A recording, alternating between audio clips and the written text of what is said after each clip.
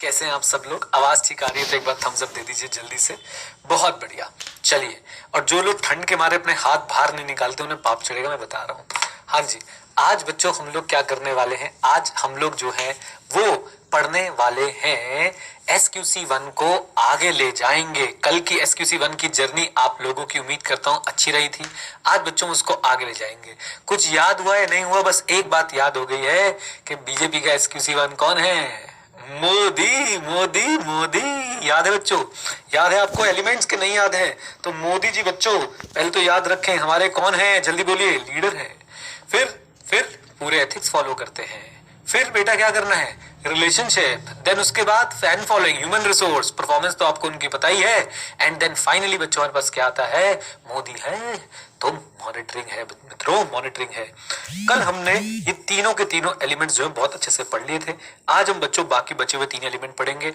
Approach अपनी वही रहेगी, स्लोली स्लोली धीरे धीरे सारा ओवरव्यू आपको मिलता जाएगा और आप लोग जो है उसके बाद अच्छे से काम करते जाएंगे।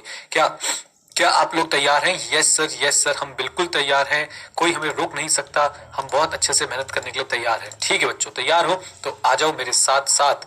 मरजानी पौनी भंगड़ा अंग्रेजी बीट दे। चलो भाई चलो, अंग्रेजी बीट दे आओ। हाँ जी, एक मिनट रुकना बच्चों, मेरा सिस्टम कुछ हैंग कर रहा है। एप्पल वाले बेइज्जती कराते हैं। मैं इतनी तारीफ करता हूँ इनकी, इतनी तारीफ करते हैं फिर भी बेइज्जती कराते हैं। आ जाओ जी। तो बच्चों आज के सबसे पहले एलिमेंट पे चलते हैं। Fan following. फैन फॉलोइंग बोले तो मोदी जी के पास बड़ा जबरदस्त क्या है बेटा, जल्दी बता दो? Human resource. ठीक है, मेरी बात को सुनिएगा ध्यान से बच्चों। इतना तो आपको याद है ना कि SQC1 क्वालिटी कंट्रोल से डील करता है फर्म लेवल पे। ये सारे एंगेजमेंट्स पे एप्लीकेबल होता है। और कुछ नहीं तो बच्चों ये तो याद ही है ना कि SQC1 में ऐसी पॉलिसी और प्रोसीजर्स बनाने हैं जिससे एंगेजमेंट हो पाए एज पर 1 and 2। 1 याद है? 1 कम ऑन। PS 2 याद है? 2 RL। ओके, PS बोले तो प्रोफेशनल स्टैंडर्ड्स, RL बोले तो कम ऑन, RL बोले तो रूल्स एंड रेगुलेशन, या फिर बोल सकते हैं regulatory and legal requirements. Okay, अब बच्चों ह्यूमन रिसोर्स को लेके आपको बोल रहे हैं कि अगर आपकी एक फर्म है, आपकी CA फर्म है, तो आपके पास पॉलिसी एंड प्रोसीजर्स होने चाहिए ह्यूमन रिसोर्स को लेके, जो आपको यानी फर्म को रीजनेबल एश्योरेंस दे। किस बात की रीजनेबल एश्योरेंस दे? कि आपके पास सफिशिएंट लोग हैं और आपके पास कम ऑन, आपके पास सफिशिएंट लोग हैं और आपके पास बच्चों सही कैपेबिलिटी वाले, कॉम्पिटेंस वाले, कमिटमेंट वाले लोग हैं। ह्यूमन रिसोर्स को लेके आपको अपनी फर्म की ऐसी पॉलिसी एंड प्रोसेस बनाने हैं कि जो आपको रीजनेबल एश्योरेंस दे कि भाई आपके पास सही लोग हैं, आपके पास पहले तो सफिशिएंट लोग हैं, यानी कि नंबर ऑफ आपके इंप्लॉयज की बात चल रही है, और फिर वो लोग सही कैपेबिलिटी, कॉम्पिटेंस और कमिटमेंट वाले हैं। अगर आपके पास सफिशिएंट लोग होंगे और आपके पास सही कैपेबिलिटी, कॉम्पिटेंट और कमिटमेंट वाले लोग होंगे, तभी तो आप 1 and 2 कर पाओगे। 1 and 2 याद आया बच्चों? 1 and 2, तभी तो you will be in a position to perform the engagement as per PS RL and your reports will be come on, your reports will be appropriate. बस इतना, ह्यूमन रिसोर्स इतना ही है, that's it. So one of the element of system of quality control is human resource. What is the requirement of this element? Human resource को लेके SQC1 बोलता है कि ऐसी पॉलिसी और प्रोसीजर बनाओ कि आपको रीजनेबल एश्योरेंस मिले कि आपके पास सफिशिएंट लोग हैं, नंबर ऑफ पीपल, और उन लोगों के पास सही कॉम्पिटेंस, सही कैपेबिलिटी, सही कमिटमेंट है, ताकि आप लोग 1 and 2 कर पाए। 1 and 2 सबको याद होना चाहिए बच्चों। क्या कर पाए? Performance of engagement as per PS RL and report must be appropriate as per the circumstances. Done. बोलिए, कम ऑन, ये बात समझ आती है? बोलिए। अब बच्चों, अब ये जो पॉलिसी एंड प्रोसीजर, मैंने आपको बताया कि HR को लेके आपके पास, बालों में क्या लगा है? HR को लेके आपके पास ऐसी पॉलिसी एंड प्रोसीजर्स होने चाहिए जो आपको रीजनेबल एश्योरेंस दे। तो उन पॉलिसी और प्रोसीजर में किन चीजों को एड्रेस किया जाए? बहुत आसान है। रिक्रूटमेंट ढंग से करो भाई, अच्छे लोगों की रिक्रूटमेंट करो, पैसा उनको अच्छा दो, ट्रेनिंग उनको अच्छे दो। मेरे साथ, रिक्रूटमेंट ढंग से करो, पैसा उनको अच्छा दो, ट्रेनिंग उनको अच्छी दो, करियर में डेवलपमेंट आनी चाहिए बेटा। उनके करियर में क्या आनी चाहिए? डेवलपमेंट। रेगुलरली उनके परफॉर्मेंस को इवैल्यूएट करते रहो। किनके? अपनी टीम मेंबर के परफॉर्मेंस को रेगुलरली क्या करते रहो? इवैल्यूएट करते रहो। And last but not the least, आपने एक बात ध्यान रखनी है कि उनकी प्रोफेशनल डेवलपमेंट रुकने ना पाए। Sir what do you mean by professional development? Professional development का मतलब है बेटा कि वो लोग सीखते रहें, क्योंकि सीखना शुरू तो जीतना शुरू। मतलब वो अपने अपने प्रोफेशन में, अपने अपने लाइन ऑफ फील्ड में जो है वो कुछ ना कुछ नया अपडेट जो आता रहता है उसको वो सीखते रहे। मैं दोबारा से सारी बात बोलता हूं, खत्म हो गया ह्यूमन रिसोर्स। सबसे छोटा टॉपिक यही है। सिस्टम ऑफ क्वालिटी कंट्रोल के 6 एलिमेंट थे, उसमें से एक एलिमेंट है ह्यूमन रिसोर्स। SQC 1 बोलता है कि फर्म फर्म इधर आओ, फर्म फर्म समझ गए, फर्म बेटा फर्म, कि फर्म फर्म इधर आओ, एक क्या बनाओ, एक ह्यूमन रिसोर्स की ऐसी पॉलिसी और प्रोसीजर्स बनाओ जो रीजनेबल एश्योरेंस दे। किस बात की रीजनेबल एश्योरेंस दे? इस बात की रीजनेबल एश्योरेंस दे एवरीवन, इस बात की रीजनेबल एश्योरेंस दे कि आपके पास सफिशिएंट लोग हैं, सफिशिएंट लोग हैं, और आपके पास जो लोग हैं वो कॉम्पिटेंट है, केपेबल हैं और कमिटमेंट वाले हैं, ताकि आप 1 और 2 कर पाए। मेरे साथ दीक्षा जी, ताकि आप क्या कर पाए? कम ऑन टेल मी, जल्दी बताइए, 1 और 2 कर पाए। What is 1 and 2? What is 1 and 2? Engagement as per PSRL and report must be appropriate as per the circumstances. Done. अब HR ऐसी पॉलिसी और प्रोसीजर के अंदर क्या क्या इंक्लूड करेगा बच्चों? ह्यूमन रिसोर्स वाले ऐसी पॉलिसी और प्रोसीजर बनाने के लिए क्या क्या इंक्लूड करेंगे? पहले लोगों की रिक्रूटमेंट होगी, फिर उनको पैसा मिलेगा, उनकी ट्रेनिंग होगी, उनकी डेवलपमेंट होगी। पहले लोगों की रिक्रूटमेंट होगी, फिर उनको पैसा मिलेगा, फिर उनकी ट्रेनिंग होगी, उनकी डेवलपमेंट होगी। कॉन्टिन्यूसली उनकी परफॉर्मेंस को इवेल्युएट करते रहेंगे, and last but not the least उनकी जो प्रोफेशनल डेवलपमेंट है वो कंटिन्यू होते रहने चाहिए। हाँ जी, वो कंटिन्यू होते रहने चाहिए। That's it. इतना सा पार्ट तो बच्चा ह्यूमन रिसोर्स वाला। आइए जरा मैं आपको पढ़ा देता हूँ, सब बच्चे जरा साथ देंगे। इधर देखिए जरा प्लीज एवरीवन, क्या है बच्चों इसके अंदर, जरा साथ देना प्लीज। इधर जाता हूं मैं, लो बेलो। ह्यूमन रिसोर्स, एक एक वर्ड मेरे साथ पढ़ना। ऐसी पॉलिसी एंड प्रोसीजर होने चाहिए जो रीजनेबल एश्योरेंस दे। किस बात की रीजनेबल एश्योरेंस? कि हमारे पास सफिशिएंट लोग हैं with CCC, capability, competence and commitment.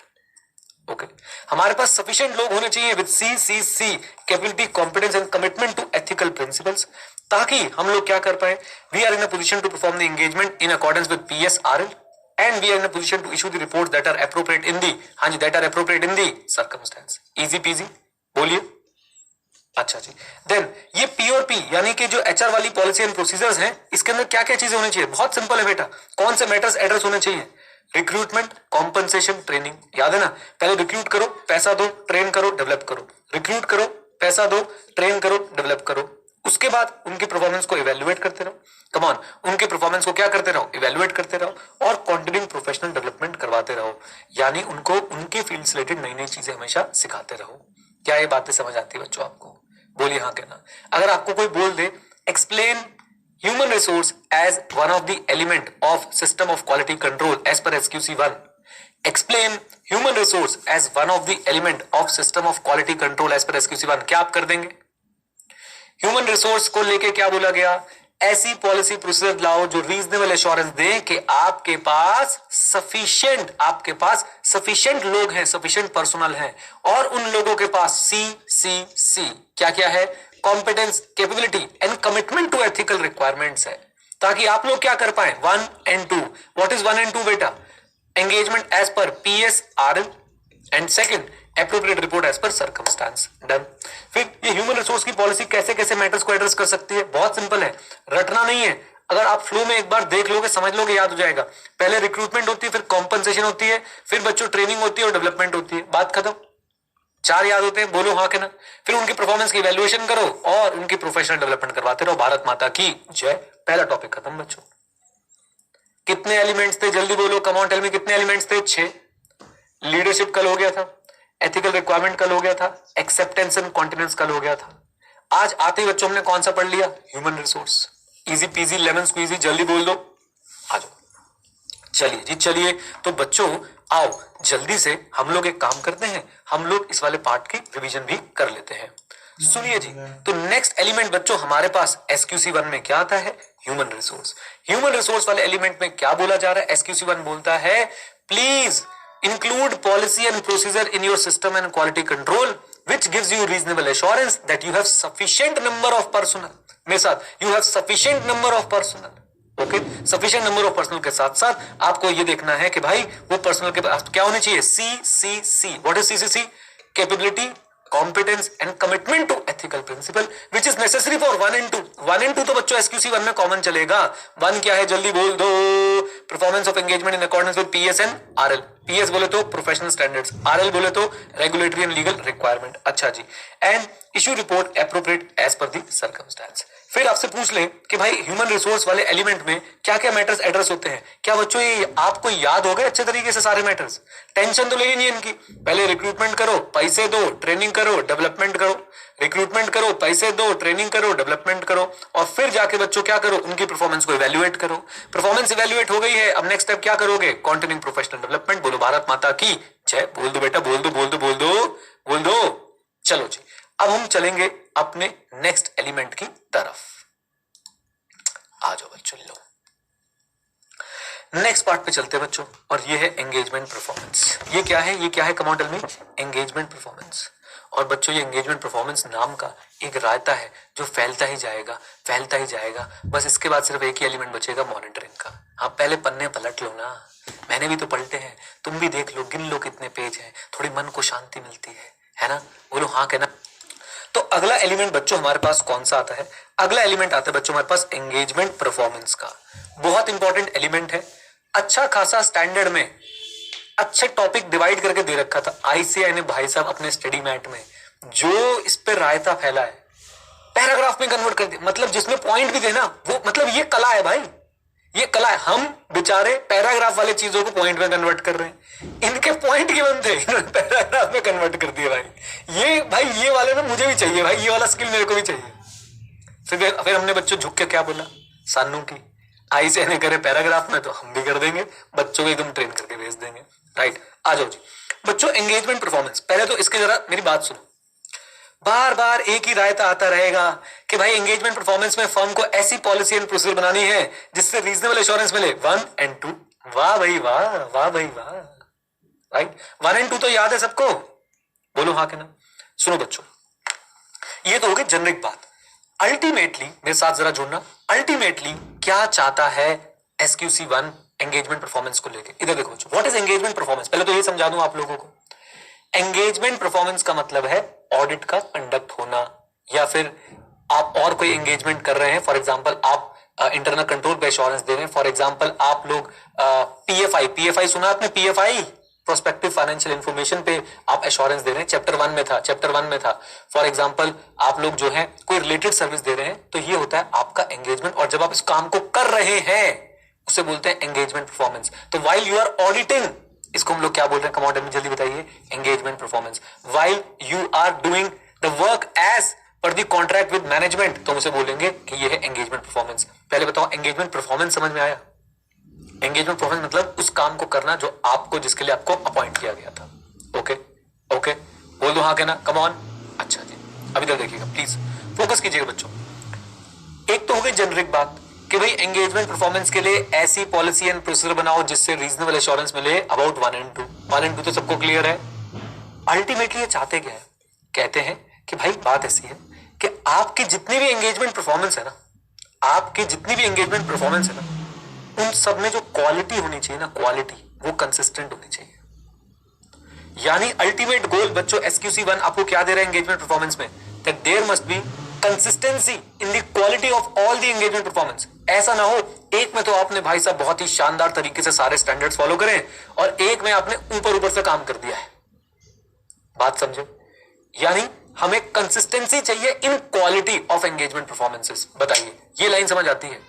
SQC 1 अपने एंगेजमेंट परफॉर्मेंस के एलिमेंट से आपसे चाह क्या रहा है? वो कह रहा है कि देखो भाई CA फर्म खोली है फर्म, तो बेटा आपके सारे एंगेजमेंट परफॉर्मेंस के बीच में क्या होनी चाहिए? क्वालिटी, कंसिस्टेंट क्वालिटी होनी चाहिए। क्वालिटी ऊपर नीचे ना हो, ऐसा ना हो, कम ऑन, ऐसा ना हो कि भाई कहीं पे तो आप बहुत अच्छी क्वालिटी निकालते हो और कहीं पे भाई साहब आप लोग जो है वो बिल्कुल ही ऐसा कर देते हो कि भाई साहब बस हो गया, अब तो काम जल्दी जल्दी निपटा दिया।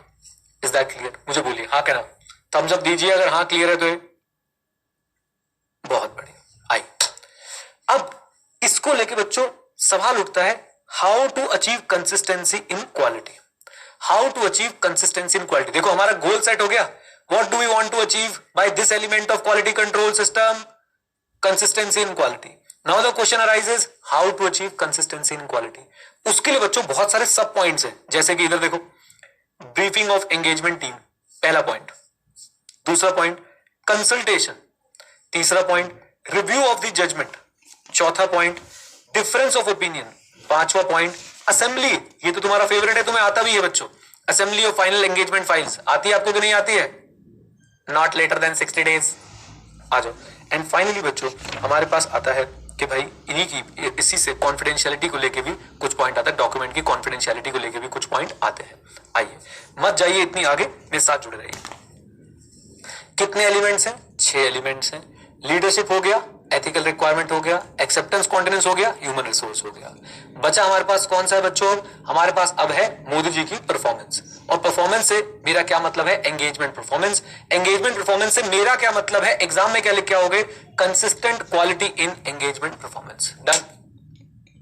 वो कैसे आती है? Step 1 briefing of engagement team. Sir ये क्या होता है? इधर बताओ, ब्रीफिंग का मतलब क्या है? देखो पढ़ा तो हमने पहले भी है, लेकिन आपको याद नहीं होगा। प्लानिंग में पढ़ा हमने, ब्रीफिंग डीब्रीफिंग वगैरह वाली बातें हमने वहां पे पढ़ी हुई है। मैं फिर भी आपको बताता हूं बच्चों। इधर देखो, ब्रीफिंग मतलब अपनी टीम को डिटेल्स देना, गाइड करना। हाँ जी, ब्रीफिंग मतलब अपनी टीम को डिटेल्स देना, गाइड करना। तो अगर आप मुझे बताइए, अगर आप कंसिस्टेंट क्वालिटी चाहते हैं, कम ऑन, आप अगर कंसिस्टेंट क्वालिटी चाहते हैं अपने एंगेजमेंट्स में, तो क्या आपको अपनी टीम्स को प्रॉपरली ब्रीफ करना चाहिए, प्रॉपरली गाइड करना चाहिए? कम ऑन, यस और नो, बोल दो हाँ कि ना। Answer is yes. किन किन मुद्दों पे गाइड करना चाहिए? सबसे पहले तो भैया आपको ऑब्जेक्टिव को लेके क्लैरिटी देनी चाहिए उनको कि what is the objective of this engagement. अगर पता ही नहीं है कि क्या करने आए हैं, तो भैया कहां से क्वालिटी ले आएंगे? बोलो हाँ कि ना। ऑब्जेक्टिव। दूसरा, हमें उन्हें बताना चाहिए कि what is the best process to comply with standards. What is the best process to comply with standards. तीसरा, मेरे साथ रहना बच्चों, मेरे साथ रहना प्लीज प्लीज। दोबारा आपको वापस ले आता हूं, अगर बाई चांस आप भटक रहे हो। हम पढ़ रहे हैं बच्चों पांचवा एलिमेंट। पांचवा एलिमेंट क्या है? कम ऑन, पांचवा एलिमेंट क्या है? Everyone, engagement performance. Engagement performance का गोल क्या है? गोल, अल्टीमेट गोल क्या है? अल्टीमेट गोल है कि साहब consistent quality in the engagement. Okay, बोलो हाँ कहना। अब वो कंसिस्टेंट क्वालिटी कैसे अचीव होती है? फर्स्ट पॉइंट है ब्रीफिंग से। ब्रीफिंग मतलब अपनी टीम को गाइड करना, अपनी एंगेजमेंट टीम को गाइड करना। अब एंगेजमेंट टीम को आप लोग गाइड कैसे करने वाले हो? नंबर 1, सबसे पहले आप उन्हें ऑब्जेक्टिव बताओगे, हम करने क्या है। नंबर 2, आप उन्हें बताओगे कि भाई how to comply with the standards. उन्हें पता होना चाहिए ना हमारे ऊपर कौन से स्टैंडर्ड्स एप्लीकेबल हैं, कैसे आपने उनसे कंप्लाई करना है, क्या उनकी रिक्वायरमेंट है। कम ऑन, यस और नो। अच्छा, फिर हम लोग उन्हें प्रोसेस बताएंगे कि कैसे आप अपने जूनियर्स को सुपरवाइज करेंगे, कैसे आप लोग जो है अपने जूनियर्स की ट्रेनिंग करेंगे। Is that clear? फिर हम उन्हें मेथड्स बताएंगे कि अब आप इनका काम रिव्यू कैसे करेंगे, अपने जूनियर्स का काम रिव्यू कैसे करेंगे, हम आपका काम रिव्यू कैसे करेंगे। एंड फाइनली बच्चों हम लोग क्या बताने वाले हैं? फाइनली हम लोग ये बोलने वाले हैं कि भाई हर चीज की एप्रोप्रिएट डॉक्यूमेंटेशन करनी है। आप बताओ, अगर जो मैंने आपको एक काम बताया, भी क्या बताया मैं याद करा दूंगा, अगर हम ये सारे काम करेंगे, अगर हम ये सारे काम करेंगे बच्चों, तो मुझे बताओ ब्रीफिंग, अगर हम इसको लेके सब ब्रीफिंग करते अपनी टीम की, तो कंसिस्टेंसी आएगी क्वालिटी में कि नहीं? तो हर एंगेजमेंट से पहले ब्रीफिंग जरूरी है। मेरे साथ, हर एंगेजमेंट से पहले क्या जरूरी है? Come on tell me. Briefing. Briefing में आप क्या क्या बताओगे? हमारा ऑब्जेक्टिव क्या है, स्टैंडर्ड से कैसे कंप्लाई करना है, सुपरविजन और ट्रेनिंग कैसे होगी, रिव्यू कैसे होगा, कम ऑन, रिव्यू कैसे होगा, साथ साथ में डॉक्यूमेंटेशन कैसे करनी है। Is that clear? बोलिए। पूरी गंगा लेते आओ बच्चों, पूरी गंगा बहा के लेके आओ मेरे पास। याद करें हम क्या पढ़ रहे हैं? 6 एलिमेंट पढ़ रहे हैं, 5 पे चल रहे हैं। 5वां एंगेजमेंट परफॉर्मेंस। परफॉर्मेंस का गोल क्या है कि साहब हमारे जो एंगेजमेंट, हमारा जो काम है उसके अंदर कंसिस्टेंट क्वालिटी दिखनी चाहिए। कंसिस्टेंट क्वालिटी के लिए सबसे पहली बात हमने क्या बोली भैया? ब्रीफिंग प्रॉपर होनी चाहिए। ब्रीफिंग किस किस बात को लेकर प्रॉपर होनी चाहिए?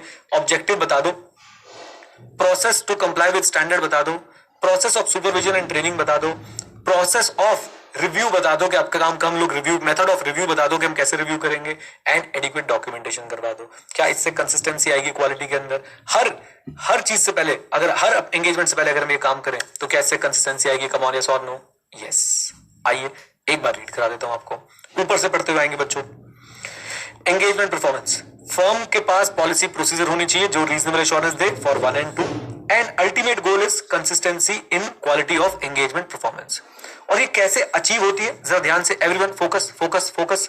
ये कैसे अचीव होती है बच्चों? सुनो सुनो, हम लोग मैनुअल्स बनाते हैं। क्या बनाते हैं? मैनुअल्स। जी मैनुअल्स कहां से आ गई बीच में? मैनुअल्स मतलब बेटा, क्या आपके ऑफिस में, अच्छा एक बात बताओ, आपसे एक सिंपल बात पूछता हूं, आपकी जब आर्टिकलशिप होगी ना किसी अच्छी फर्म में, तो पहले आपकी ऑन बोर्डिंग की जाएगी। क्या की जाएगी? Come on tell me. Onboarding. What is this onboarding? आपको फर्म के बारे में बताया जाएगा, फर्म कैसे काम करती है, आप क्या कर सकते हैं क्या नहीं कर सकते, ये सब बताया जाएगा कि नहीं? एक्चुअली में बच्चों वो सब चीजें आपको कैसे बता रहे होते हैं? क्या रैंडमली कोई बता रहा होता है या मैनुअल बना होता है? कोई एक मैनुअल बना होगा, एक कॉपी बनी होगी, एक डॉक्यूमेंट बना होगा, उस मैनुअल के थ्रू या सॉफ्टवेयर के थ्रू या और किसी गाइडेंस मटेरियल के थ्रू वो आपको बता रहे होते हैं। तभी तो बच्चों कंसिस्टेंसी आएगी। आप बताओ, अगर कंपनी में कोई मैनुअली नहीं है काम करने के तरीके का, क्या कभी कंसिस्टेंसी आ पाएगी? कम ऑन, यस और नो? आंसर इज नो, कभी भी कंसिस्टेंसी नहीं आ पाएगी। ओके, आ जाओ अब। How to achieve consistency in quality बच्चों, इधर देखिए। नंबर 1 पहला पॉइंट हमने पढ़ा, ब्रीफिंग ऑफ एंगेजमेंट टीम। बहुत आसान। एंगेजमेंट टीम को बताओ क्या क्या बताओ। ऑब्जेक्टिव क्या है, प्रोसेस क्या है स्टैंडर्ड से कंप्लाई करने का, प्रोसेस क्या है सुपरविजन एंड ट्रेनिंग का, मेथड क्या है रिव्यू करने के, और एप्रोप्रिएट डॉक्यूमेंटेशन आपने कैसे करनी है। अगर आप एंगेजमेंट टीम को ये बताओगे, आपने स्टार्ट कर दिया है क्या? क्वालिटी की कंसिस्टेंसी का आपने जो है वो शुरुआत कर दी है। Is that clear? बोलिए हाँ के ना। कम ऑन गाइस, पक्का फ्लो में चल रहे हो? एंगेजमेंट परफॉर्मेंस जैसे ही खुलता है माइंड में, आप बोलने लग जाओ भाई क्वालिटी चाहिए हमें, कंसिस्टेंट क्वालिटी चाहिए हमें। उसके लिए मैनुअल्स बनाएंगे, सॉफ्टवेयर बनाएंगे, एटसेट्रा एटसेट्रा। चलो मैनुअल बना दिए, सॉफ्टवेयर बना दिए, अब हमें काम क्या क्या करना पड़ेगा कि क्वालिटी कंसिस्टेंट रहे? Number 1 briefing. ब्रीफिंग किसकी? एंगेजमेंट टीम की। क्या क्या बताओगे? ऑब्जेक्टिव क्या है, सबसे पहले बता दिया ऑब्जेक्टिव क्या है। उसके बाद बच्चों दूसरा पार्ट आपने क्या बताया? दूसरा आपने बताया कि प्रोसेस क्या है एंगेजमेंट स्टैंडर्ड से कंप्लाई करने का, प्रोसेस क्या है आपकी सुपरविजन और ट्रेनिंग का, मेथड क्या है रिव्यू के, एंड डॉक्यूमेंटेशन कैसे करनी है। डन। दूसरे पॉइंट पे आते हैं बच्चों, कंसल्टेशन। इधर देखो, याद रखें गोल क्या है बच्चों एंगेजमेंट परफॉर्मेंस वाले एलिमेंट का? Consistency in quality. अब आपको बोल रहे हैं कंसिस्टेंसी चाहिए क्वालिटी में, तो आपको बच्चों क्या करनी चाहिए? कंसल्टेशन। कंसल्टेशन क्या होती है? बातचीत। कंसल्टेशन बच्चों किस पे? डिफिकल्ट मैटर पे। किससे? इंडिविजुअल से। वो फर्म के भी हो सकते हैं, बाहर के भी हो सकते हैं, स्पेशलाइज्ड एक्सपर्टीज उनकी होनी चाहिए। सर एग्जांपल दो। इधर देखो, आप परेशान हो एक बात को लेके, आपकी एंगेजमेंट टीम में जो है वो दिक्कतें चल रही हैं एक बात को लेके कि कंपनी का जो रेवेन्यू रिकॉग्नाइज करने की पॉलिसी है वो सही है या नहीं है। आपकी टीम में कुछ लोग अलग बात कर रहे हैं, कुछ लोग अलग बात कर रहे हैं। क्या बच्चों यहाँ पे कुछ गड़बड़ चल रही है? बोलिए हाँ कहना। ये एक डिफिकल्ट मैटर लग रहा है। अब इस डिफिकल्ट मैटर को लेके हम लोग क्या कर सकते हैं? कंसल्टेशन कर सकते हैं। डिफिकल्ट मैटर को लेके किससे कंसल्टेशन कर सकते हैं बच्चों? इंडिविजुअल से। वो फर्म के भी हो सकते हैं और फर्म के बाहर के भी हो सकते हैं। उनके पास उस मैटर पे स्पेशलाइज्ड एक्सपर्टीज होनी चाहिए। और अगर आप एक वन मैन शो चलाते हैं, वन मैन शो क्या होता है? आप अपनी खुद की फर्म चला रहे हैं, आपके पास फर्म में डिस्कस करने के लिए कोई है ही नहीं, तो आपको बोल रहे हैं कि आप एडवाइजरी सर्विसेज ले लो दूसरी फर्म से। क्या प्रॉब्लम है? कम ऑन, यस और no? May take advisory services from other firms. Okay, फिर से बच्चों कंसल्टेशन पे आइए दोबारा से। ब्रीफिंग करनी है, कैसे करनी है हमें पता है। कंसल्टेशन करनी है किन पे? डिफिकल्ट मैटर्स पे। किससे? इंडिविजुअल से। घर का भी हो सकता है, बाहर का भी हो सकता है, और इनके पास स्पेशलाइज्ड एक्सपर्टीज होती है उस पर्टिकुलर एरिया की। और याद रखिए आप लोग एडवाइजरी सर्विसेज भी ले सकते हैं दूसरी फर्म से। Is that clear? Come on come on come on everyone, जल्दी बोलिए। चलिए शाबाश। ओके, हाँ जी बच्चों, पूरा पूरा वहां से बहते हुए आओ। 6 एलिमेंट, 5वां एलिमेंट चल रहा है कौन सा? Engagement performance. क्या इंश्योर करानी है? Consistency of quality. क्या बनाएंगे? मैनुअल्स बनाएंगे। क्या बनाएंगे? सॉफ्टवेयर्स बनाएंगे। क्या बनाएंगे? गाइडेंस मटेरियल बनाएंगे। अच्छा, फिर क्या बच्चों फ्लो ऑफ इवेंट्स रहेगा? एंगेजमेंट परफॉर्मेंस शुरू करो। सबसे पहले ब्रीफिंग किसकी? एंगेजमेंट टीम की। कम ऑन मेरे साथ, किसकी? एंगेजमेंट टीम की। क्या क्या बताओगे उनको? भैया ऑब्जेक्टिव्स क्या है, प्रोसेस क्या है स्टैंडर्ड से कंप्लाई करने के, प्रोसेस क्या है सुपरविजन के और ट्रेनिंग के, मेथड्स क्या है रिव्यू के, एंड फाइनली डॉक्यूमेंटेशन कैसे करनी है। सेकंड स्टेप आपको क्या बोला? कंसल्टेशन ले लेना। कंसल्टेशन मतलब क्या होता है? बातचीत कर लेना। किन पे बातचीत कर लेंगे? हर मैटर पे नहीं, डिफिकल्ट मैटर्स पे। किससे कर लेना? इंडिविजुअल। घर के भी हो सकते हैं, बाहर के भी हो सकते हैं, और स्पेशलाइज्ड नॉलेज रखते हैं। क्या क्या आप दूसरी फर्म से एडवाइजरी सर्विसेज भी ले सकते हो? Come on tell me yes और नो। आंसर इज यस, हम दूसरी फर्म से एडवाइजरी सर्विसेज भी ले सकते हैं। डन, बोलिए आ जाइए आ जाइए। बस बस बस बस बेटा बस, खत्म खत्म खत्म खत्म खत्म। तीसरा, review of judgements. Sir review of judgements क्या? इधर देखिए, कम ऑन कम ऑन। क्या ऑडिटर ऑडिट करते समय जजमेंट का इस्तेमाल करता है? अरे हाँ, पूरे ऑडिट में बेटा, मटीरियलिटी में यस, रिस्क असेसमेंट में yes, NET of audit procedures में yes yes and yes. Sufficiency and appropriateness of audit evidence में यस। अगर मटेरियल स्टेटमेंट है उसकी परवेजिवनेस को जज करने के लिए यस। क्या बोलती पब्लिक? क्या ऑडिटर ऑडिट में प्रोफेशनल जजमेंट का यूज करता है? बोलिए हाँ के ना। Answer is yes. अब बच्चों सिस्टम ऑफ क्वालिटी कंट्रोल का एंगेजमेंट परफॉर्मेंस एलिमेंट क्या बोलता है? बहुत ध्यान से, ये एक इंपॉर्टेंट एलिमेंट है, इस पे क्वेश्चन पूछा जा सकता है। इधर देखिए, एक इंपॉर्टेंट एलिमेंट का एक इंपॉर्टेंट पार्ट है review of judgement. Not every judgement, हम लोग सिर्फ सिग्निफिकेंट जजमेंट्स को देखेंगे। सिग्निफिकेंट कौन सी होती है बेटा? यानी कि मटेरियल जजमेंट को। अब देखना कौन करेगा, एक नए व्यक्ति से आपको मिला रहा हूं बच्चों। EQCRR, EQCRR इसका नाम सुनो, engagement quality control reviewer. Engagement quality control reviewer. इधर देखिएगा बच्चों, प्लीज फोकस कीजिएगा, 2 मिनट मुझे दीजिए।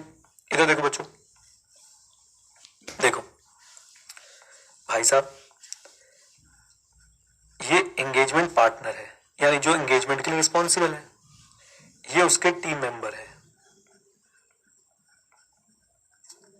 यानी सब मिला के क्या बना रहे? Engagement team. ये गए क्लाइंट के पास, ये हमारा क्लाइंट है, इन्होंने किया ऑडिट। अब ऑडिट में ये अपने बना चुके हैं क्या? कंक्लूजन्स। और इन कंक्लूजन्स में यूज हुई है बच्चों जजमेंट। ये रिपोर्ट बनाने ही वाले हैं, ये रिपोर्ट बनाने ही वाले हैं, लेकिन फर्म को बोला जा रहा है कि आप ऐसा क्वालिटी कंट्रोल रखो कि भाई साहब इन जजमेंट्स का रिव्यू किया जाए, इन जजमेंट्स का रिव्यू किया जाए। और जजमेंट बच्चों किस बात को लेकर, मैं फिर आपको रिपीट कर दूं, पूरे ऑडिट में शुरू से लेकर एंड तक जजमेंट ही जजमेंट होती है। चाहे मटेरियलिटी हो, चाहे रिस्क ऑफ मटेरियल स्टेटमेंट हो, चाहे बेटा आपका सैंपल साइज सिलेक्ट करना हो, उसको बोल सकता हूं एनिटी ऑफ ऑडिट प्रोसीजर्स हो, कम ऑन बोल दो, आपकी sufficiency and appropriateness of audit evidence हो, या फिर आपके बच्चों परवेजिवनेस हो। अब बोला जा रहा है कि इन जजमेंट्स को रिव्यू करवाओ, और इन जजमेंट्स को रिव्यू करने के लिए भी एक व्यक्ति चाहिए बच्चों, जिसका नाम रखेंगे engagement quality control reviewer, EQCRR, engagement quality control reviewer. आपके मन में इस व्यक्ति को लेकर बहुत सारे क्वेश्चन आ रहे होंगे, कौन है? घर का है कि बाहर का है? इसकी हिम्मत कैसे हुई कि हमारा काम रिव्यू कर रहा है? बेटा इस पे हम चर्चा करेंगे। अभी आपसे इसको प्यार से बोलिए क्या? हाय। ऐसे 220 में हम इनसे एक बार और मिलेंगे, तब हम चर्चा करेंगे, राइट? तो एंगेजमेंट क्वालिटी कंट्रोल रिव्यूअर वो व्यक्ति है जो आपकी किन को रिव्यू करेगा? जजमेंट्स को। जो जजमेंट्स आपने यूज करी है बच्चों ऑडिट के अंदर, कम ऑन, जो जजमेंट्स आपने यूज करी है ऑडिट के अंदर, उनको क्या करने वाला है? ये रिव्यू करने वाला है। ओके और मेरी बात सुनिए बच्चों, मेरी बात सुनिए, ये जो EQCRR वाला प्रोसेस है ना बच्चों, ये जो EQCRR वाला प्रोसेस है, this is mandatory for all the listed entities. Listed entities के केस में रिपोर्ट इशू होने से पहले, रिपोर्ट इशू होने से पहले रिव्यू जरूर कंडक्ट कराया जाता है एक बार। इसे बच्चों हम लोग हॉट रिव्यू भी बोलते हैं। अगर आप बाहर किसी देश में जाएंगे, ऑडिट में हॉट रिव्यू होता है। हॉट रिव्यू मतलब अभी रिपोर्ट इशू नहीं हुई है, कम ऑन, अभी रिपोर्ट इशू नहीं हुई है, ओके और उससे पहले ही आप लोग एक बार रिव्यू कर रहे हैं कि भैया हमारी जो रिपोर्ट जा रही है वो सही है या नहीं, हमारी जो कंक्लूजन है, हमारी जो जजमेंट थी वो सही है या नहीं। Is that clear? बोलिए और कौन सी एंटिटीज के केस में हो सकता है बच्चों? इधर देखिए, और कौन सी एंटिटी के केस में हो सकता है? As per determined criteria, firm खुद से डिसाइड करती है। देखो लिस्टेड एंटिटी के केस में तो भाई साहब EQCRR, engagement quality control reviewer आएगा और एंगेजमेंट टीम द्वारा बनाई गई जजमेंट्स को चेक करेगा ही करेगा। बाकी एंटिटीज के केस में फर्म अपना खुद का क्राइटेरिया सेट कर सकती है। फॉर एग्जांपल रेवेन्यू बेस्ड, कि जिस भी कंपनी का अदर देन लिस्टेड एंटिटी का रेवेन्यू एक X अमाउंट से ऊपर होगा, उसके ऑडिट में एंगेजमेंट क्वालिटी कंट्रोल रिव्यू जरूर होगा। Is that clear? तो कौन सी एंटिटीज का बच्चों एंगेजमेंट क्वालिटी कंट्रोल रिव्यू होता है? लिस्टेड एंटिटी के लिए मैंडेटरी है। अदर एंगेजमेंट्स के लिए आपको खुद, फर्म को खुद एक क्राइटेरिया डिटरमाइन करना पड़ेगा जिससे रिक्वायरमेंट ऑफ रिव्यू ट्रिगर होगी। रिक्वायरमेंट ऑफ रिव्यू ट्रिगर होगी, ट्रिगर होगी मतलब जिस क्राइटेरिया को सेटिस्फाई करते ही उस एंटिटी के एंगेजमेंट का भी क्या करवाना पड़ेगा? एंगेजमेंट क्वालिटी कंट्रोल रिव्यू करवाना पड़ेगा। बताइए बात समझ में आती है बच्चों? टेक्निकल बातें हैं, आपकी उम्र से बहुत बड़ी बातें हैं, बट फिर भी मैं आपको बेसिक आइडिया देने की कोशिश कर रहा हूं। आइए वापस चलते हैं और देखते हैं। इधर देखो, रिव्यू ऑफ जजमेंट, क्या सारी जजमेंट का रिव्यू करना है? नहीं, ओनली सिग्निफिकेंट जजमेंट, ओके अच्छा, रिव्यू ऑफ जजमेंट कौन करेगा? कौन करेगा जल्दी बताओ, कौन करेगा? EQCRR। EQCRR कौन है? Engagement quality control reviewer. अच्छा अभी सिर्फ हाई बोला है, इसके साथ हमने मुलाकात नहीं करी है। कब बोलेगा बेटा, कब बोलेगा जल्दी बोलो, कब करेगा review? Before the issue of report. और लिख के मत आना, लेकिन मैंने आपको बता दिया टेक्निकली से हम क्या बोलते हैं, हॉट रिव्यू बोलते हैं बेटा। से क्या बोलते हैं? Hot review, right. दोबारा से, सिग्निफिकेंट जजमेंट्स का रिव्यू करेगा, एंगेजमेंट क्वालिटी कंट्रोल रिव्यूअर करेगा, इश्यू ऑफ रिपोर्ट से पहले करेगा। अच्छा रिव्यू कितनी डिटेल में होगा? रिव्यू कितनी डिटेल में होगा? एक्सटेंट ऑफ रिव्यू क्या होगा बच्चों? तो बहुत आसान है, ये डिपेंड करता है कॉम्प्लेक्सिटी ऑफ द एंगेजमेंट। फिर से वो एग्जांपल दूंगा, आपके पड़ोस में रहने वाले एक भैया हैं जो ग्रोसरी आइटम की शॉप खोल के बैठे हैं, उनका एंगेजमेंट क्वालिटी कंट्रोल रिव्यू का एक्सटेंट और जीरोधा, अपस्टॉक, ग्रो, इनके एंगेजमेंट क्वालिटी कंट्रोल रिव्यू का एक्सटेंट सेम होगा कि अलग अलग होगा? अजी बहुत अलग होगा, कॉम्प्लेक्सिटी पे डिपेंड करता है। बोल दो हाँ के ना। और साथ साथ में पता है किस पे डिपेंड करता है कि रिपोर्ट के गलत होने के चांसेस कितने हैं? Risk of inappropriate report. इधर देखिए बच्चों, जब आप लोग बताएंगे, चैट ओपन करूंगा, आंसर देना। जब रिपोर्ट के गलत होने के चांसेस ज्यादा होंगे तो आपका रिव्यू का एक्सटेंट भी, बोलो, जब रिपोर्ट के गलत होने के चांसेस ज्यादा होंगे तो आपके रिव्यू का एक्सटेंट भी ज्यादा होगा। एक्सटेंट से मेरा क्या मतलब है? एक्सटेंट ऑफ रिव्यू से मेरा क्या मतलब है? एक्सटेंट ऑफ रिव्यू से मेरा बहुत सिंपल सा मतलब है कि कितनी डिटेल में रिव्यू किया जाएगा जजमेंट्स का। Is that clear? बोलो हाँ करना। आ जाओ बच्चों, बहुत आसान है, एक बार मेरे साथ पढ़ो, एवरीवन। रिव्यू ऑफ जजमेंट, कौन सी जजमेंट? Significant judgement. कौन करेगा? EQCRR। कब करेगा? इश्यू ऑफ रिपोर्ट से पहले। कितना करेगा? Complexity and risk of inappropriate report पे डिपेंड करता है। अब मेरी बात सुनना, इधर देखो, एंगेजमेंट पार्टनर कह रहा है क्योंकि मेरे काम का रिव्यू हो गया तो ऑडिट की रिस्पॉन्सिबिलिटी भी एंगेजमेंट क्वालिटी कंट्रोल रिव्यूअर की है।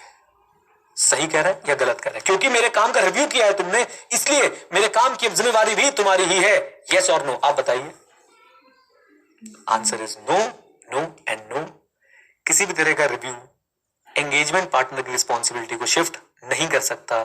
सिर्फ रिव्यू किया है क्वालिटी कंट्रोल रिव्यूअर ने, और यही बात मैंने यहां पे लिखी है, does not reduce the responsibility of EP। EP कौन है बच्चों? EP कौन है जल्दी बताओ? EP कौन है? Engagement partner. Is that clear? बोलो हाँ कहना, बोल दो। आ जाओ जी, आ जाओ प्लीज बच्चों, प्लीज आप इन नोट्स को फॉलो करें। और बच्चों मैं आज आपसे फिर से एक बार रिक्वेस्ट कर रहा हूं, हाउ टू स्टडी ऑडिट। जो बच्चे परेशान हैं मैं उनको बताना चाहता हूं, what is the ultimate source जहां से आप लोग एग्जाम से पहले पढ़ने वाले हैं। वो अल्टीमेट सोर्स है बच्चों रिवीजन वीडियो। कैसे पढ़ेंगे बच्चों? मैं जस्ट आपको एक ओवरव्यू दे देता हूं। Start with chapter 1 revision video. Sir chapter 1 की रिवीजन वीडियोस कहां है? अभी बेटा हम लोग एक मेगा मैराथन प्लान कर रहे हैं, चैप्टर 1 की लाइव करेंगे आपके साथ, पूरा चैप्टर 1 उसके अंदर कर लेंगे। तो start with chapter 1 revision video. Okay, topic उठाओ, वीडियो प्ले करो, पॉज कर दो, रीड फ्रॉम योर बुक और notes, read from relevant material, right. वो आपका बुक हो सकती है, आपके हैंड रिटन नोट्स या चार्ट्स हो सकते हैं, या मैंने आईसीए के स्टडी मैट से कुछ डिस्कस कर रखा है। Read from the relevant material. Okay, then teach yourself मतलब एक बार पढ़ के अपने आप को समझाओ। जो मैंने रिवीजन वीडियो बोला और जो आपने पढ़ा है उसको एक बार बोल दो। एंड फाइनली उसके बाद बच्चों कोई रेलेवेंट क्वेश्चन है उसको भी रीड कर लो, गो थ्रू कर लो जल्दी से, and then repeat. This should be your flow, right. Sir ICA का स्टडी मैट करें या आपकी बुक करें, मैं आपको सिंपल बोल रहा हूं, आप मेरी रिवीजन वीडियोस करें। 90-95% सिलेबस की रिवीजन वीडियो मिल जाएंगी। जिनकी रिवीजन वीडियो बाई चांस किसी कारणवश नहीं मिल पाती है, आप लोग सिंपली उसे बच्चों मेरी बुक और क्वेश्चन बैंक से कवर कर जाए। ठीक है, क्लियर है बात? बोलिए, आ जाओ जी। वापस आते हैं बच्चों, वापस आते हैं। रिव्यू ऑफ जजमेंट तक मामला क्लियर है? रिव्यू ऑफ जजमेंट तक मामला क्लियर है? कम ऑन, पक्का? हाँ जी, रिव्यू ऑफ जजमेंट देखो कितना आसान है। रिव्यू ऑफ जजमेंट, कौन सी जजमेंट? Significant judgement. कौन करेगा? क्वालिटी कंट्रोल रिव्यूअर करेगा।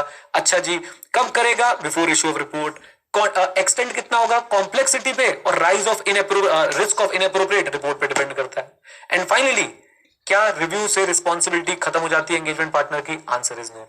रिव्यू बच्चों किसके लिए मैंडेटरी होता है? मैंने यहां पे ऊपर चांद पे जाके लिख दिया है, mandatory for all listed entity for other engagement devise the criteria to determine the requirement of, for example उनके रेवेन्यू के बेसिस पे हम लोग डिसाइड कर सकते हैं कि ऑल्दो अनलिस्टेड है बट फिर भी इसका रिव्यू होना चाहिए। Is that clear? बोलिए, आ जाओ जी। ग्रेट, शाबाश बच्चों शाबाश। एंगेजमेंट परफॉर्मेंस चल रहा है, उसमें हमने ब्रीफिंग पढ़ लिया है, ब्रीफिंग के साथ हमने कंसल्टेशन पढ़ लिया है और रिव्यू ऑफ जजमेंट पढ़ लिया है। साथ में हो, बोलो हाँ के ना, बोल दो हाँ के ना। सर एक बार ये पूरा पार्ट हमें रिवाइज करा दो। हाँ बेटा।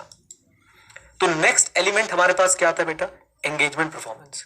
एंगेजमेंट परफॉर्मेंस में अल्टीमेट गोल क्या है? याद रखिएगा, अल्टीमेट गोल ये है कि भाई कंसिस्टेंसी होनी चाहिए in quality of engagement performance. भूमिका कैसे बनाओगे? पॉलिसी एंड प्रोसीजर बनाओ जो रीजनेबल एश्योरेंस दे। किस बात के लिए रीजनेबल एश्योरेंस दे? 1 and 2। 1, engagement is performed as per PS and RL. दूसरा, reports are appropriate as per the circumstances. But ultimately policy and procedure कैसी हो कि कंसिस्टेंसी आ जाए क्वालिटी ऑफ एंगेजमेंट परफॉर्मेंस में। ये कैसे अचीव किया जाता है? मैनुअल्स बना के, सॉफ्टवेयर्स के थ्रू, स्टैंडर्डाइज्ड प्रोसीजर्स बना के और साथ साथ में गाइडेंस मटेरियल बना के। Manuals, software and guidance material बना के। नाउ क्या स्टेप्स लेने पड़ेंगे आप लोगों को? बहुत सारी चीजें हैं, इंडिविजुअल क्वेश्चन आ सकता है। फॉर एग्जांपल सबसे पहले बच्चों आपको देखना पड़ेगा क्या? ब्रीफिंग। ब्रीफिंग, ब्रीफिंग किसकी बच्चों?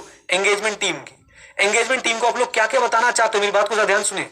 एंगेजमेंट टीम को आप सबसे पहले बताओगे भैया ऑब्जेक्टिव क्या है, एंगेजमेंट टीम क्यों आई है, फिर प्रोसेस क्या है कंप्लाई करने का। Come on, objective, process. Process क्या है? कंप्लाई करने का स्टैंडर्ड से। प्रोसेस क्या रहने वाला है? सुपरविजन एंड ट्रेनिंग का। मेथड क्या रहने वाला है? आपके रिव्यू का, काम के रिव्यू का। और एप्रोप्रिएट डॉक्यूमेंटेशन क्या होगी वर्क की। हमने उनको ब्रीफ कर दिया, तब भाई काम जरा ऐसे करना ताकि क्वालिटी बनी रहे। इसके बाद बच्चों आगे चले, आगे हमने देखा कंसल्टेशन। कम ऑन, कंसल्टेशन किस पे? जल्दी बोलो, किस पे कंसल्टेशन? किस पे? डिफिकल्ट मैटर्स पे। किससे? इंडिविजुअल से। कहां के? बाहर के भी हो सकते हैं, घर के भी हो सकते हैं, बस उनके पास मैटर पे स्पेशलाइज्ड नॉलेज जो है वो होनी चाहिए, स्पेशलाइज्ड एक्सपर्टीज होनी चाहिए। अगर आपके पास सफिशिएंट लोग नहीं है इंटरनली तो you can take advisory services from the outside firms. Done. फिर उसके बाद बच्चों सबसे टेढ़ी चीज थी, लेकिन अब आपको देखो कैसे याद है। Review of judgement. कौन सी जजमेंट? Significant judgement. कौन करेगा? EQCRR करेगा। कब करेगा? Before the issue of report. Hot review, hot review. Extent किस पे डिपेंड करता है? कॉम्प्लेक्सिटी पे and risk of inappropriate report पे। एंड क्या ये एंगेजमेंट पार्टनर को उसकी रिस्पॉन्सिबिलिटी से रिलीव कर देता है? क्या ये एंगेजमेंट पार्टनर को उसकी रिस्पॉन्सिबिलिटी से रिलीव कर देता है? आंसर इज नो, उसको रिलीव नहीं करता है। आ जाओ जल्दी से लास्ट पॉइंट बेटा। EQCR किसके लिए मैंडेटरी होता है? ऑल लिस्टेड एंटिटीज के लिए। एंगेजमेंट क्वालिटी कंट्रोल रिव्यू उनको कराना ही है। अदर्स के लिए the firm will devise the criteria to determine the requirement of the review. The firm will devise the criteria to determine the requirement of the review. Done. अभी engagement performance खत्म नहीं हुआ है, अब हमें इसके और एलिमेंट्स जो है वो पढ़ने हैं। छोटे छोटे से रह गए, अब तो कुछ बचा ही नहीं है इसके अंदर। बड़ी शांतिपूर्वक तरीके से इसको समाप्त कर देंगे। लो भाई लो, अनऑफिशियल ब्रेक ले सकते हो आप। तो अब बच्चों एंगेजमेंट परफॉर्मेंस में रिव्यू ऑफ जजमेंट के बाद हमारे पास बहुत ही छोटे छोटे टॉपिक बचे हैं। क्या बच्चों जीवन में डिफरेंस ऑफ ओपिनियन आ सकता है कभी कभी? बोलिए हाँ कहना। बिल्कुल आ सकता है। तो आपको बताया गया कि भाई एंगेजमेंट टीम और जिससे कंसल्टेशन ली, याद है कंसल्टेशन ली थी डिफिकल्ट मैटर्स पे, इंडिविजुअल इनसाइड और outside the entity having specialised expertise. Come on, yes और नो। कंसल्टेशन ली थी उससे हमने, बोलो। तो भाई क्या हो सकता है?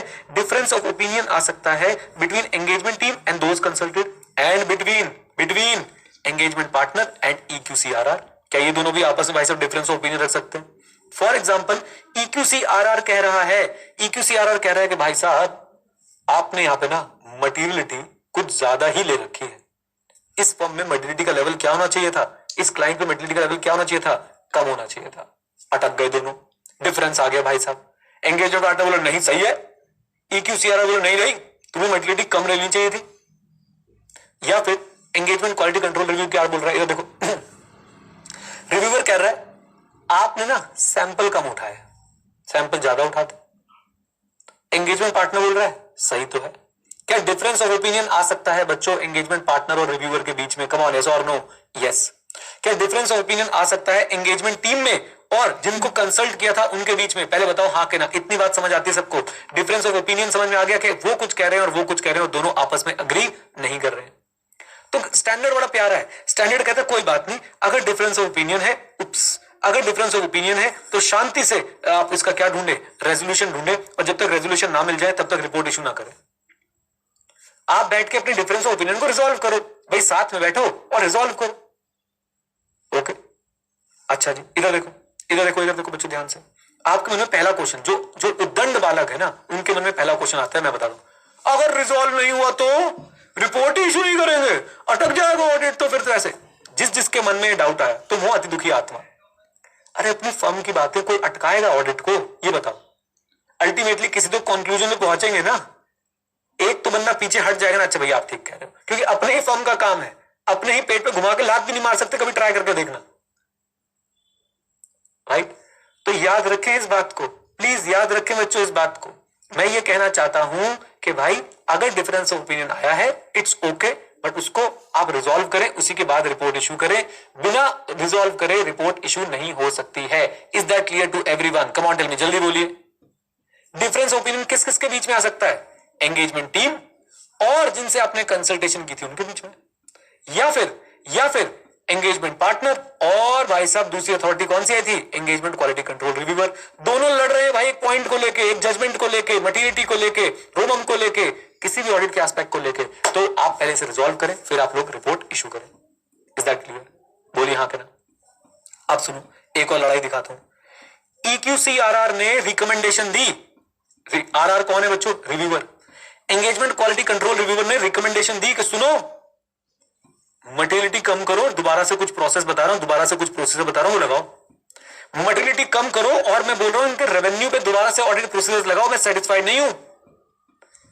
एंगेजमेंट पार्टनर ने बोला है हम नहीं करेंगे।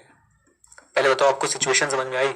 रिव्यूअर कह रहा है कि देखो जी, मैंने आपकी जजमेंट्स चेक करी है, रेवेन्यू को लेके आपकी जजमेंट सही नहीं है, आपने मटेरियलिटी लेवल जो है वो गलत डिटरमाइन कर रखा है, मेरे हिसाब से आप इसके लिए मटेरियलिटी रिवाइज करके दोबारा से रेवेन्यू में ये 4 प्रोसीजर लगा के आओ, तब मैं मानूंगा कि ऑडिट में क्वालिटी चल रही है। एंगेजमेंट पार्टनर कह रहा नहीं जी मैं नहीं मानता। कम ऑन, बोलो हाँ कहना। पहले बताओ सिचुएशन समझ में आई? सिचुएशन समझ में आई कि नहीं आई? Come on. या फिर दूसरा क्या हो सकता है कि भाई एंगेजमेंट क्वालिटी कंट्रोल रिव्यूअर ने कुछ बातें बोली थी, एंगेजमेंट पार्टनर कह रहे हाँ हाँ हमने कर दी है, जो आपने बोला था हमने कर दिया है, लेकिन EQCRR रिव्यूअर क्या बोल रहा है कि भैया मैं सेटिस्फाइड नहीं हूं अभी आपके काम से। इन शॉर्ट, रिव्यूअर और एंगेजमेंट पार्टनर के अंदर डिफरेंस है। रिव्यूअर कह रहा है ये काम करो, एंगेजमेंट पार्टनर या तो वो काम कर ही नहीं रहा या कर रहा है लेकिन फिर भी रिव्यूअर सेटिस्फाइड नहीं है। रिव्यूअर कह रहा है मेरे हिसाब से नहीं हुआ अभी भी काम। ये डिफरेंस ऑफ ओपिनियन दिख रहा है। Come on guys, tell me, जल्दी बोलिए। आपको क्या बोला? स्टैंडर्ड ने क्या बोला? भैया पॉलिसी ऑफ फर्म के हिसाब से सॉल्व करो। अब आप बोलोगे सर पॉलिसी ऑफ फर्म क्या होगी? बेटा ये मैं कैसे बना सकता हूं? ये तो हर इंडिविजुअल फर्म की अपनी खुद की पॉलिसी होगी कि ऐसे डिफरेंसेस को कैसे क्या करना है, रिजॉल्व करना है। फिर भी एक एग्जांपल के तौर पे हो सकता है कि आपको बोला जाए कि भैया किसी और फर्म से डिस्कस करो, क्योंकि रिव्यूअर और पार्टनर लड़ रहे हैं, आप किसी और प्रैक्टिशनर से, किसी और फर्म से डिस्कस कर सकते हो। इवन आप professional regulatory body, professional body कौन? ICAI। रेगुलेटरी बॉडी कौन हो सकती है बच्चों? हो सकता है NFRA, हो सकता है आपकी SEBI, RBI। आप जाके इनसे भी डिस्कस कर सकते हो कि जी हम दोनों अटके हुए इस पॉइंट को लेके, प्लीज हेल्प कीजिए। Is that clear? प्रैक्टिकली सोचो बच्चों, प्रैक्टिकली बात यहां तक पहुंचती होगी कि एक ही फॉर्म के दो लोग जो है वो लड़ते लड़ते पहुंच गए, हाँ NFRA बताइए जरा ये सही कह रहा है कि मैं सही कह रहा हूं। याद रखें बेटा, लात घुमा के पेट पे नहीं मार सकते। Is that clear? तो आपको ऐसे तो गाइड कर रहा है, SQC तो आपको गाइड कर रहा है। SQC कह रहे हैं डिफरेंस ऑफ ओपिनियन आ जाए, पहले रिजॉल्व करो फिर रिपोर्ट इशू करो। अगर भाई साहब एंगेजमेंट पार्टनर और रिव्यूअर जो है वो एक दूसरे की रिकमेंडेशन पे एग्री नहीं है, या रिव्यूअर काम से सेटिस्फाइड नहीं है, तो आप एक काम करें, रिजॉल्व करें as per the policy of the firm, like consulting with another practitioner और फर्म, राइट? या फिर प्रोफेशनल और रेगुलेटरी बॉडी के पास भी आप लोग जा सकते हैं। ये का आंसर है। डिफरेंस ऑफ ओपिनियन आ जाए तो हमें क्या करना होता है। मैं चैट ओपन कर रहा हूं, कुछ क्वेश्चंस जो अच्छे होंगे मैं लेने की कोशिश करूंगा। इसी टॉपिक से रिलेटेड क्वेश्चंस पूछेगा और कहीं मत जाइएगा। लिखिए, क्लैरिटी है इस पे मुझे बताइए। सर EQCRR को एंगेज कौन करता है? बेटा फर्म ही एंगेज करती है, चिंता मत कीजिए, उसके बारे में हम ऐसे 220 में थोड़ा बहुत डिस्कशन कर लेंगे। ओके, बोलो हाँ कहना। अच्छा, और question, sir advisory services from other firms अगर ले रहे हैं इन कंसल्टेशन, तो वो क्या एक्सपर्ट की एडवाइस मानी जाएगी? और ऐसे लग रहा है एक्सपर्ट का। नहीं बेटा, देखो वो डिपेंड करेगा कि एक्चुअली में क्या है वहां पे। पता है क्या होगा? अगर आपने उसका यूज कर लिया ऑडिट एविडेंस वगैरह ऑब्टेन करने के लिए, तो वो फिर ऑडिटर एक्सपर्ट वाला मैं स्टैंडर्ड लगा सकता हूं, राइट? अदरवाइज मैं अपने इंटरनल डिस्कशंस के लिए गया था तो मैं बोला स्टैंडर्ड जो है वो नहीं लगाऊंगा उसके ऊपर। ठीक है? EP मतलब क्या होता है? शाबाश, क्या होता है बच्चों ईपी का मतलब? किस किस को पता है? Raise your hand. ईपी का मतलब क्या क्या, किस किस को पता है? मैं अनम्यूट करके पूछने वाला हूं, जिसने हाथ ऊपर किया। बरकतुल्ला बताएंगे। बरकतुल्ला जी बताओ क्या होता है ईपी का मतलब? सच सच बताना बेटा, दिल मत तोड़ देना बस। Thank God, thank God. मैंने इसलिए पूछ लिया भाई बच्चे से कि मैं अगर बच्चे बोले हमें नहीं पता तो मैं तो मतलब मैं कल से राग अला पे जा रहा हूं इसका ईपी ईपी ईपी। चलो भाई, थैंक यू बरकत भाई। जरा म्यूट कर लो अपने आप को। अच्छा जी, ऐसा हो गया कि रिव्यूअर वाला ढीठ हुआ। अब देखो मैंने बोला था ना, अति दुखी आत्मा बच्चे कहां जाएंगे? रिव्यूअर वाला ढीठ हुआ। जो कहा हमने वो कर लिया, बट हमने जो करा उसमें फिर गलती निकाल रहे। मैंने क्या बोला था? सबसे पहले उद्दंड बच्चों के मन में यही डाउट आएगा, मान लो सर लड़ाई सॉल्व ही नहीं हो रही। भाई कौन सी जंग सॉल्व नहीं हुई आज तक, मुझे बता दो। मैं जंगों की बात कर रहा हूं, ये तो अपने ही फर्म के दो लोग लड़े हुए भाई। मैंने आपको बोला था ना बच्चों, ये डाउट जरूर आएगा मन में कि सर मान लो सर वो हमारी बात माने, रिव्यूअर हमें काम ही नहीं करने दे रहा है। भाई फर्म वाले आपस में एक सॉल्व कराएंगे बैठ के कि आओ भाई बैठो, बातचीत करो, रिपोर्ट दो, छुट्टी करो, और भी तो काम करना है जीवन में। मुझे पता था एक तो अति दुखी आत्मा आएगी। अच्छा, और क्या डाउट है sir? General section and doubt के लिए अलग, हाँ अलग से चैट बना दो बेटा। शाबाश बेटा, जनरल सेक्शन के अलग से चैट बना दो। है यही करते रहो बस, बहुत बढ़िया। चलिए एक बार और डाउट्स के लिए बच्चों मैं चैट ओपन कर रहा हूं। आपके कुछ डाउट्स हो तो प्लीज पूछ लीजिए, जल्दी से टॉपिक से रिलेटेड ही पूछेगा। ओके चलिए, मैंने स्टॉप कर दिया। ईपी या ईटी झुकेगा, ना कि उसको रिव्यूअर से अच्छी रिपोर्ट चाहिए होगी। सर ईपी या ईटी ही झुकेगा। भाई अब ये कयास मत लगाओ ना बैठ के कौन झुकेगा। तुम्हें क्या स्ट्रेस है इस बात का? तुम्हें पेपर में लिख के आना है, कॉन्फ्लिक्ट हो गया तो क्या होगा। अब तुम सट्टे खेल रहे हो, उसके ऊपर कौन झुकेगा? मैं देखता हूं, मेरे ईपी पे लगा दे 500 रुपए। आ जाओ। रिव्यूअर भी इंडिपेंडेंट होना चाहिए। यस वंश बेटा, मैं अपने आप को बहुत रोक रहा हूं इस टॉपिक में। क्यों? इस टॉपिक का 90% पार्ट आपके सिलेबस में नहीं है, सिर्फ 10% आपको टच करा रखा है। अब जैसे रिव्यूअर इंडिपेंडेंट होना चाहिए, उसकी पूरी रिक्वायरमेंट्स है, लेकिन वो आपके कोर्स में नहीं है, राइट। और वैसे हमारा कोर्स इतना बड़ा है भाई, अननेसेसरली हम वहां जाके क्यों पढ़े, उस सीए फाइल में आप लोग पढ़ेंगे। बबी का लास्ट पॉइंट अभी रिपीट करता हूं, अभी सारा पूरा दोबारा रिपीट करूंगा। EQ की कोई रिस्पॉन्सिबिलिटी नहीं है तो वो बस फॉर्मेलिटी के लिए चेक करेगा, नहीं भाई उसकी पूरी रिस्पॉन्सिबिलिटी है। मैं बोल रहा हूं ना, वो 90% पार्ट हमारे सिलेबस में नहीं है। अच्छा जी, अदर फर्म से कंसल्ट करेंगे तो कॉन्फिडेंशियलिटी ब्रेक नहीं होगी। लक्ष्मी ने अभी जवाब दिया था बेटा, आप प्रोफेशनल रीजंस की वजह से आप कॉन्फिडेंशियलिटी की एक्सेप्शन पढ़ो, एक्सेप्शन नंबर 3 देखो, उसमें कवर हो जाएगा। आ जाओ। डिफरेंस ऑफ ओपिनियन आपकी, अरे यार रोहित ठीक है, हाँ ठीक है, चलो बहुत बढ़िया बहुत बढ़िया। यहां तक बच्चों क्लैरिटी है। मैं एक बार पूरा टॉपिक रिपीट करता हूं। अगर डिफरेंस ऑफ ओपिनियन आ गया, किसके बीच में आ सकता है? ईटी और दोज कंसल्टेड के बीच में, ईपी और EQCRR के बीच में। अगर डिफरेंस ऑफ ओपिनियन आ गया तो बेटा एक बात याद रखें कि रिपोर्ट रेजोल्यूशन के बाद ही इशू होगी, उससे पहले इशू नहीं होगी। ये बात सबको क्लियर है? बोलिए हाँ के ना। अच्छा, दूसरी बात, अगर बच्चों EQCRR की रिकमेंडेशन नहीं एक्सेप्ट की गई या फिर matter is not resolve to EQCRR satisfaction, EQCR की सेटिस्फैक्शन के हिसाब से काम नहीं हुआ, तो बेटा रिजॉल्व करो as per the policy of the firm. जैसे कि फर्म की पॉलिसी हो सकती है फॉर एग्जांपल कि आप किसी और प्रैक्टिशनर से कंसल्ट करें, आप किसी प्रोफेशनल या रेगुलेटरी बॉडी से भी कंसल्ट कर सकते हैं। डन? ओके आइए जी, अब बच्चों ऐसे कुछ बचा नहीं है इसके अंदर। जो भी बड़ा टफ वाला पार्ट था वो निकल चुका है। Assembly of final engagement files हम सबको पता है। पॉलिसी एंड प्रोसीजर्स बनाओ फाइनल एंगेजमेंट फाइल को असेंबल करने के लिए, not more than 60 days after the date of audit report. Audit के केस में तो हमें पढ़ा हुआ है chapter number 6 audit documentation. Come on, yes और नो? नहीं पढ़ा हुआ है तो अभी पढ़ लो बेटा मेरे साथ। आपको ऐसी पॉलिसी एंड प्रोसीजर बनाने हैं कि भाई आपकी एंगेजमेंट फाइल्स कम असेंबल हो जाए not more than 60 days after the date of audit report. Sir बाकी एंगेजमेंट्स में क्या होगा? सर बाकी एंगेजमेंट्स की आप बात ही क्यों कर रहे हो बेटा? हम SQC1 पढ़ रहे हैं। SQC1 1 2 3 4 याद है? SQC1 किस पे एप्लीकेबल होता है? सिर्फ ऑडिट पे या सारे एंगेजमेंट्स पे? सारे एंगेजमेंट्स पे। याद है बात? तो बाकी एंगेजमेंट्स के लिए देखो क्या बोला, अदर एंगेजमेंट एप्रोप्रिएट लिमिट। अब एक अति दुखी आत्मा है कि एप्रोप्रिएट लिमिट फॉर्म कैसे तय कर सकती है? भाई स्टैंडर्ड ने फ्लेक्सिबिलिटी दी है कि आप डिसाइड कर लो, जैसा एंगेजमेंट वैसी टाइम लिमिट रख लेना, वो आपकी प्रोफेशनल जजमेंट है। Is that clear? ऑडिट के लिए स्टैंडर्ड ने बता दिया है, बोलो क्या? ऑडिट के लिए स्टैंडर्ड ने बता दिया है 60 days from the date of audit report. Clarity है इस पे? बोलिए हाँ करा। अच्छा, अब बात चली रही है बच्चों डॉक्यूमेंटेशन की, तो फॉर्म को पॉलिसी एंड प्रोसीजर, पीपी का मतलब क्या होता है? सब बच्चे एक बार दोहराए वहां बैठ के, पीपी का मतलब क्या होता है? पॉलिसी एंड प्रोसीजर बनानी है कि भाई आपकी डॉक्यूमेंट्स की confidentiality, safe custody, integrity, accessibility, retrievability, के लिए भी आप लोग ध्यान रखेंगे, इनके लिए भी पॉलिसी एंड प्रोसीजर्स आप लोग बनाएंगे। अब मेरी बात सुनिए, अति दुखी आत्मा, डाउट नंबर 1, ये रिट्रीवेबिलिटी क्या होता है, ये एक्सेसिबिलिटी क्या होता है, इंटीग्रिटी क्या होती है?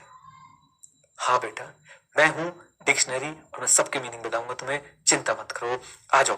नंबर 1, कॉन्फिडेंशियलिटी तो क्लियर है, हम लोग प्रोफेशनल एथिक्स में पढ़ के आए थे कि भाई ऐसा ना हो कि आपकी क्लाइंट की इंफॉर्मेशन सबको पता है, बंटवा दो, ऐसा तो नहीं होना चाहिए। कम ऑन, बोल दो हाँ कहना। दूसरी बात, सेफ कस्टडी बच्चों, safe custody. What is safe custody? कि भाई क्लाइंट की इंफॉर्मेशन आप लोग जो है ऐसे ही ऑफिस में कहीं ओपन जगह पे ना रखें, प्रॉपर उसकी प्लेस हो, आप उसके वहां पे जो है सारी डॉक्यूमेंटेशन इकट्ठी रखें। ऐसा ना हो कि भाई क्लाइंट की डॉक्यूमेंटेशन सेफ कस्टडी में नहीं है, कोई भी आपके ऑफिस में आके उसे उठा के ले जा सकता है। जैसे अपना सामान संभाल के रखते हैं वैसे क्लाइंट का सामान संभाल के रखें। लड़कों, तुम्हारे लिए बात एप्लीकेबल नहीं है एज फार एज तुम लड़के अभी अपने लड़प्पन में जब जी रहे हो। आ जाओ। तीसरा, इंटीग्रिटी। इंटीग्रिटी ऑफ डॉक्यूमेंटेशन क्या होगी सर? इंटीग्रिटी ऑफ डॉक्यूमेंटेशन क्या होगी? भाई डॉक्यूमेंटेशन में कोई चेंज ना कर पाए, कोई अनऑथराइज उसको हाथ ना लगा पाए। Is that clear? बोलिए हाँ के ना। एंड उसके बाद एक्सेसिबिलिटी। एक्सेसिबिलिटी मतलब ऐसा ना हो तुमने डॉक्यूमेंटेशन के लिए क्या करा है, एक कमरा बनाया, उस कमरे के अंदर एक और कमरा बनाया, फिर एक और कमरा बनाया, फिर उसमें सेफ, फिर बच्चों वहां पे लेजर बीम्स जा रही हैं, फिर उसके अंदर आपने 6 लॉक लगा दिए हैं, फिर आपने उस लॉक के अंदर जो कोड है वो 6 अलग अलग लोगों को बता रखे हैं। जब वो 6 लोग आ पाएंगे वो लेजर बीम ऑफ करके 6 के 6 अपना कोड बताएंगे, उसके बाद बच्चों को तिजोरी खुलेगी और उसमें से डॉक्यूमेंट्स निकलेंगे। ऐसा नहीं करना है। They must be easily accessible as and when required. Is that clear? बोलो हाँ कहना। File number, folder number, file का नाम वगैरह ढंग से डालो। जैसे तुम्हारे साथ नहीं होता, इतना डेटा होता है तुम्हारे कंप्यूटर में, फिर जिस दिन कोई ढूंढना पड़ जाता है ना, जिस दिन कुछ 5 मिलियन रहा, आज पूरा दिन इसी पे लगेंगे, पूरा सिस्टम छान मारेंगे। क्या प्रॉब्लम है? एक्सेसिबिलिटी की प्रॉब्लम है। बोले किसकी प्रॉब्लम है? एक्सेसिबिलिटी की प्रॉब्लम है। देन रिट्रीवेबिलिटी, रिट्रीव करना किसी चीज को बच्चों, रिट्रीव करना। यहाँ पे मेरे हिसाब से कहना चाहते हैं कि भैया बैकअप ढंग से रख लेना। पता चला किसी दिन भाई साहब आपका कंप्यूटर जो है वो खराब हो गया और उसका कह रहे डॉक्यूमेंट्स तो गए नहीं। They must be retrievable. अगर कहीं लॉस हो जाए, कुछ दिक्कत हो जाए, कुछ डिसरप्शन हो जाए, तो आपके डॉक्यूमेंट्स, आपकी ऑडिट डॉक्यूमेंटेशन, एंगेजमेंट डॉक्यूमेंटेशन क्या होनी चाहिए? रिट्रीवेबल होनी चाहिए। रिट्रीवेबिलिटी का मतलब समझ में आया? राइट? बैकअप रखते हो आप लोग अपने डॉक्यूमेंट्स का कि नहीं? गूगल ड्राइव यूज करते हो कि नहीं? है ना? आ जाओ प्लीज बच्चों, प्लीज। तो डॉक्यूमेंट्स को लेके फिर से बोला जा रहा है कि भाई आप लोग एंगेजमेंट डॉक्यूमेंटेशन को लेके भी क्या बनाए? पॉलिसी एंड प्रोसीजर, उनकी कॉन्फिडेंशियलिटी को लेके, सेफ कस्टडी को लेके, इंटीग्रिटी को लेके, एक्सेसिबिलिटी को लेके, रिट्रीवेबिलिटी को लेके। इनके बारे में बच्चों मैंने जितनी बातें बोल दी है उतनी आपके लिए सफिशिएंट है। आपको समझाने के लिए नहीं कहा गया है, आपकी बुक में कहीं एक्सप्लेन नहीं है, क्योंकि आईसीआई भी एज्यूम करता है कि आपको इन वर्ड्स के मीनिंग पता है, कॉन्फिडेंशियलिटी पता है, सेफ कस्टडी पता है। उसके बाद है कि बच्चों इंटीग्रिटी मतलब कोई छेड़छाड़ ना हो, भाई कोई भी अनऑथराइज्ड व्यक्ति उसको चेंज ना कर पाए डॉक्यूमेंट को। एक्सेसिबिलिटी यानी भाई टाइम पे आपको मिल जाए, ओके। एंड रिट्रीवेबिलिटी आपके पास प्रॉपर बैकअप्स हो, प्रॉपर आपके पास रिसोर्सेज हो कि in case of disruption of the system आप उनको कैसे रिकवर कर पाएंगे। कई बार आप लोगों के साथ हुआ होगा, यार हार्ड डिस्क क्रैश हो गई। अब हार्ड डिस्क क्रैश हो गई तो फिर आप नेहरू प्लेस नामक जगह पे जाते हैं, आप एक भैया को ढूंढते, भैया इसका डेटा रिकवर कर दोगे भाई? तो ये है रिट्रीवेबिलिटी। डन? बोल दो हाँ के ना। कम ऑन गाइस, जल्दी बताओ, क्लैरिटी है यहाँ तक? ये लीजिए, ये बच्चों हमारा एंगेजमेंट परफॉर्मेंस वाला टॉपिक जो है वो कंप्लीट होता है। और अब आखिरी टॉपिक बचा है, वो क्या है? वो क्या है जल्दी बताइए मुझे। मॉनिटरिंग। बोलो क्या है? मॉनिटरिंग। बस खत्म, छोटा सा ही है। इधर देखो कितने एलिमेंट्स थे, साथ में रहना, कितने एलिमेंट्स थे जल्दी बोलो बेटा। 6 याद आ रहे हैं? और बीजेपी का SQC1 कौन है? मित्रों मैं हूं SQC1। तो मोदी जी कौन है? लीडर। क्या फॉलो करते हैं? एथिक्स। याद है सारी बातें? हाँ जी। क्या बनाते हैं अच्छे अच्छे? मेलोडी इतनी चॉकलेटी क्यों है? रिलेशनशिप्स बच्चों, रिलेशनशिप्स। और उसके बाद जरा आज जहां से हमने शुरुआत करी वो बताओ बेटा। Fan following, human resource. उसके बाद आखिरी में क्या हुआ? परफॉर्मेंस, सुभान अल्लाह, माशाअल्लाह। और आखिरी जाके हमने आज क्या पढ़ना है बच्चों? मोदी है तो मॉनिटरिंग है। इधर देखिए बच्चों, मतलब देखो भाई, हमने सिस्टम ऑफ क्वालिटी कंट्रोल बनाया कि फर्म के अंदर क्वालिटी कंट्रोल रहे, क्वालिटी रहे फर्म के काम में। कमान ऐसा आपने। अब मॉनिटरिंग में हम क्या सिस्टम बना रहे हैं कि इस क्वालिटी कंट्रोल सिस्टम को भी कोई मॉनिटर करता रहे दूर से बैठ के कि क्वालिटी कंट्रोल सिस्टम काम कर रहा है या नहीं कर रहा है। इट्स लाइक इंटरनल ऑडिट बच्चों, it's like internal audit. Internal audit क्या करता है? इंटरनल कंट्रोल पर नजर रखता है कि भैया इंटरनल कंट्रोल ढंग से काम कर रहा है या नहीं कर रहा है। इवन आप बच्चों जो आईसी के एलिमेंट्स भी पढ़ते हैं, आईसी के एलिमेंट्स पढ़े आपने? Crime, M for what? Monitoring. क्या एक अलग से मॉनिटरिंग होती है कंपनी में आईसी की, भाई आईसी जो है डिजाइन सही है, उसका सही से काम कर रहा है कि नहीं। वैसे ही बच्चों सिस्टम ऑफ क्वालिटी कंट्रोल के अंदर भी मॉनिटरिंग का एलिमेंट डाला गया, इसलिए डाला गया कि भाई साहब हम लोग रेगुलरली देखते रहे कि ये जो हमारा सिस्टम है ये काम कर रहा है या नहीं कर रहा है। Is that clear? बेस समझ में आया मॉनिटरिंग में क्या होने वाला है? हम बस ये देखेंगे भाई system of quality control actually में काम कर रहा है या नहीं कर रहा है। आइए जरा देखते हैं मेरे साथ साथ इधर देखो।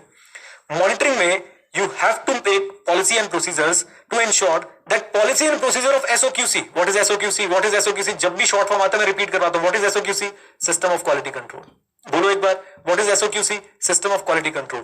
तो मॉनिटरिंग में हमें पॉलिसी प्रोसीजर बनाने ये इंश्योर करने के लिए जो पॉलिसी एंड प्रोसीजर है SOQC के, वो रेलेवेंट है, एडिक्वेट है, ऑपरेटिंग इफेक्टिवली एंड एक्चुअली में प्रैक्टिस में फॉलो भी होते हैं। ऐसा नहीं सिर्फ डॉक्यूमेंट्स में लिख के रखें।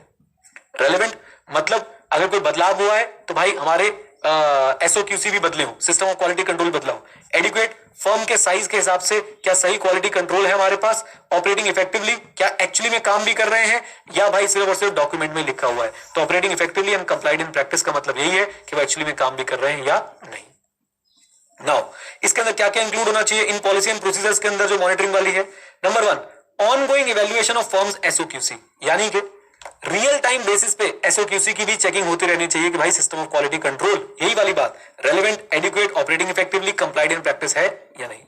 And last but not the least बच्चों पीरियोडिक इंस्पेक्शन होना चाहिए सिलेक्टेड कंप्लीटेड एंगेजमेंट्स का। बहुत ध्यान से इधर देखो क्या लिखा है, सिलेक्टेड कंप्लीटेड एंगेजमेंट्स का, सिलेक्टेड कंप्लीटेड एंगेजमेंट्स का। कंफ्यूज मत होना बच्चों, आप इन दोनों वर्ड्स में सिलेक्टेड कंप्लीटेड एंगेजमेंट और एंगेजमेंट क्वालिटी कंट्रोल रिव्यू के अंदर क्या मुझे एक डिफरेंस बता सकते हैं? चैट ओपन कर रहा हूं बच्चों, बहुत मेजर डिफरेंस है, सोच के बताइए क्या डिफरेंस है, जल्दी बताओ। Very good Himanshu, very good, very good Sanjeev.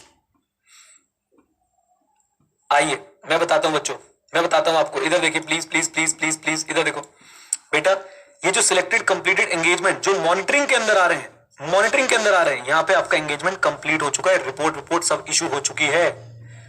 एक ऐसा एंगेजमेंट जिसकी रिपोर्ट इशू हो चुकी है, उसको सैंपल बेसिस पे सिलेक्ट किया जा रहा है देखने के लिए कि क्वालिटी कंट्रोल्स में फॉलोड था या नहीं था। और EQCR में बच्चों एक सबसे इंपॉर्टेंट बात थी, EQCR कब होता है?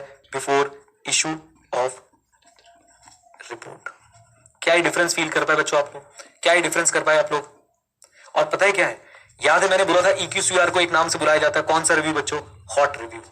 हॉट रिव्यू मतलब अभी रिपोर्ट इशू नहीं हुई है, रिपोर्ट आपके रिव्यू के बाद ही इशू होगी। और बच्चों ऐसे ही मॉनिटरिंग वाला जो रिव्यू होता है उसे क्या बुलाते हैं? Cold review. ये आप एग्जाम में मत लिख के आइएगा, प्रैक्टिकल वर्ल्ड की थोड़ी सी बात बता रहा हूं। Hot review and cold review. Hot review मतलब रिपोर्ट इशू नहीं हुई है, रिपोर्ट आपके रिव्यू पे डिपेंडेंट है। कोल्ड रिव्यू मतलब सब कुछ कंप्लीट हो चुका है, रिपोर्ट इशू हो चुकी है।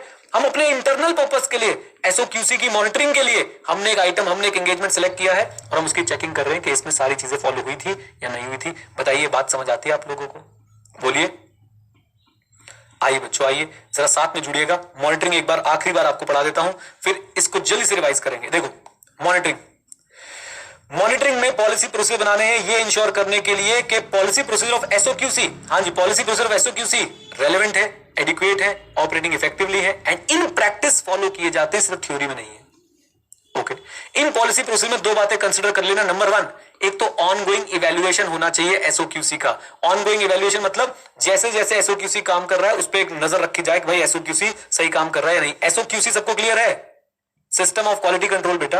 और दूसरी बात, पीरियोडिक इंस्पेक्शन होनी चाहिए सिलेक्टेड कंप्लीटेड एंगेजमेंट्स की। कुछ एंगेजमेंट्स को हो सकता है आप लोग सिलेक्ट कर लें और फिर उनकी आप लोग क्या करें? इंस्पेक्शन करें। Is that clear? बोलिए। इसे कोल्ड रिव्यू बोलते हैं, प्रैक्टिकल लाइफ में लिख के मत आइएगा, बस आपकी नॉलेज के लिए बता दिया। हॉट क्यों बोलते हैं बेटा उसको? क्योंकि वो उस समय ऑडिट चल रहा होता है, अभी तक रिपोर्ट इश्यू नहीं हुई होती है। यहाँ पे सब कुछ सेट हो चुका है, डब्बे में सब कुछ पड़ा हुआ है, बस उठा के चेक कर रहे हो कि भाई क्वालिटी कंट्रोल फॉलो हुआ है या नहीं हुआ है। बताइए, मॉनिटरिंग क्लियर है? बोलिए। कम ऑन गाइस, जल्दी बोल दो, जल्दी बोल दो, कम ऑन बोलो। लीजिए, तो अब बच्चों, अब हमारे पास इस एलिमेंट से, यहां से हम लोग जो है वो रिवीजन करना शुरू कर देते हैं। एंगेजमेंट परफॉर्मेंस यहां तक हमें बिल्कुल क्लियर है, रिव्यू ऑफ जजमेंट तक यस। डिफरेंस ऑफ ओपिनियन, बिल्कुल मत घबराइएगा। डिफरेंस ऑफ ओपिनियन आ सकता है क्या ड्यूरिंग द एंगेजमेंट? यस। किसके बीच में? एंगेजमेंट टीम और जिनसे कंसल्टेशन ली थी, याद है, इनसाइड आउटसाइड वाले, हैविंग स्पेशल एक्सपर्टीज वाले, कम ऑन, तो जिनसे कंसल्टेशन ली थी उनके बीच में डिफरेंस ऑफ ओपिनियन आ सकता है, या फिर एंगेजमेंट पार्टनर और EQCRR के बीच में डिफरेंस आ सकता है। स्टेप नंबर 1, रिपोर्ट तब तक इशू नहीं करेंगे जब तक डिफरेंस रिजॉल्व नहीं हो जाएगा। ये बात क्लियर है? बोलो हाँ के ना। यानी issue of report only after what? हाँ जी, ओनली आफ्टर व्हाट? रेजोल्यूशन। फिर उसके बाद रिकमेंडेशन ऑफ EQCRR। बच्चों, अगर रिकमेंडेशन ऑफ EQCRR एक्सेप्ट नहीं करी या फिर मैटर EQCRR के हिसाब से सॉल्व नहीं हुआ, तो भी याद रखें बच्चों, आप रिपोर्ट इशू नहीं करेंगे जब तक मैटर रिजॉल्व नहीं हो जाता। और इस बार मैटर को रिजॉल्व कैसे करेंगे? As per the policy of the firm. Policy of firm का एग्जांपल क्या हो सकता है? आपकी पॉलिसी हो सकती है कि ऐसी सिचुएशन में, कैसी सिचुएशन में, जब EQCRR बात एक्सेप्ट नहीं कर रहा है, EQCRR की बातें एक्सेप्ट नहीं कर रहा है एंगेजमेंट पार्टनर, या फिर EQCRR की सेटिस्फेक्शन के हिसाब से काम नहीं हुआ है, तो फर्म की पॉलिसी हो सकती है कि भाई we can consult another practitioner और फर्म और प्रोफेशनल और रेगुलेटरी बॉडी। Done done. आइए देन उसके बाद, ये तो बहुत ही आसान मुद्दे बच्चों, बहुत ही आसान मुद्दे, इन मुद्दों के अंदर कुछ है ही नहीं। यहां पे आपको क्या बोला गया? यहां पे आपको ये बोला गया कि भाई एंगेजमेंट की फाइल जो है वो असेंबल हो जानी चाहिए। ऑडिट के केस में within 60 days from the date of audit report, और अदर केसेस में एप्रोप्रिएट लिमिट। That's it. बोल दो हाँ के ना। अच्छा जी, उसके बाद बच्चों पॉलिसी एंड प्रोसीजर होनी चाहिए एंगेजमेंट परफॉर्मेंस के दौरान। किसको लेके? Confidentiality, safe custody, integrity, accessibility, retrievability of engagement documentation को लेके। खत्म एंगेजमेंट परफॉर्मेंस। और उसके बाद हमारे पास सिर्फ और सिर्फ क्या बच गया बच्चों? एक प्यारा सा एलिमेंट बच गया है, और वो है मॉनिटरिंग। याद है 6 एलिमेंट थे। सबसे पहले लीडरशिप, फिर ethical requirement, acceptance, continuance, come on जल्दी बोल दो, एक्सेप्टेंस, कॉन्टिन्यूएंस, ह्यूमन रिसोर्स, उसके बाद आया था हमारे पास एंगेजमेंट परफॉर्मेंस, और आखिरी आता है मोदी हेल्थ। तो मॉनिटरिंग है। मॉनिटरिंग में तो कुछ भी नहीं करना, पॉलिसी एंड प्रोसीजर बनाने to ensure that policy and procedure of SOQC, यानी ये भाई सिस्टम ऑफ क्वालिटी कंट्रोल पे नजर रखने वाला एलिमेंट है। यहां पे हम लोग ऐसी पॉलिसी प्रोसीजर बनाते हैं जिससे हम लोग नजर रखते हैं कि जो policy and procedure of SOQC है वो आज के हिसाब से रेलेवेंट है, एडिक्वेट है, they are operating effectively and complied in practice, यानी कि सिर्फ थ्योरी में तो लिख के नहीं रखी हुई है। इन पॉलिसीज को बनाते समय हम लोग क्या ध्यान में रखते हैं? नंबर 1, ऑनगोइंग इवैल्यूएशन होना चाहिए of the firms SOQC, and साथ साथ में पीरियोडिक इंस्पेक्शन भी होनी चाहिए कुछ सिलेक्टेड कंप्लीटेड एंगेजमेंट्स की, कुछ सिलेक्टेड कंप्लीटेड एंगेजमेंट्स की। डन। बोलिए, आ जाओ जी, आ जाओ। ये हमारा बच्चों SQC1 की पूरी रिवीजन वीडियो यहां पे आके हो जाती है समाप्त। ओके, अब हम लोग चलेंगे SA 220 की तरफ। रेडी हो? डन बच्चों। अब हमने क्या करना है, सुनो मेरी बात को। अब आपके अति दुखी आत्मा डाउट नंबर 1, सर आपके बुक में यह सब कहां है? कहां है आपकी बुक में यह सब? आइए मैं दिखाता हूं बच्चों प्लीज। हाँ,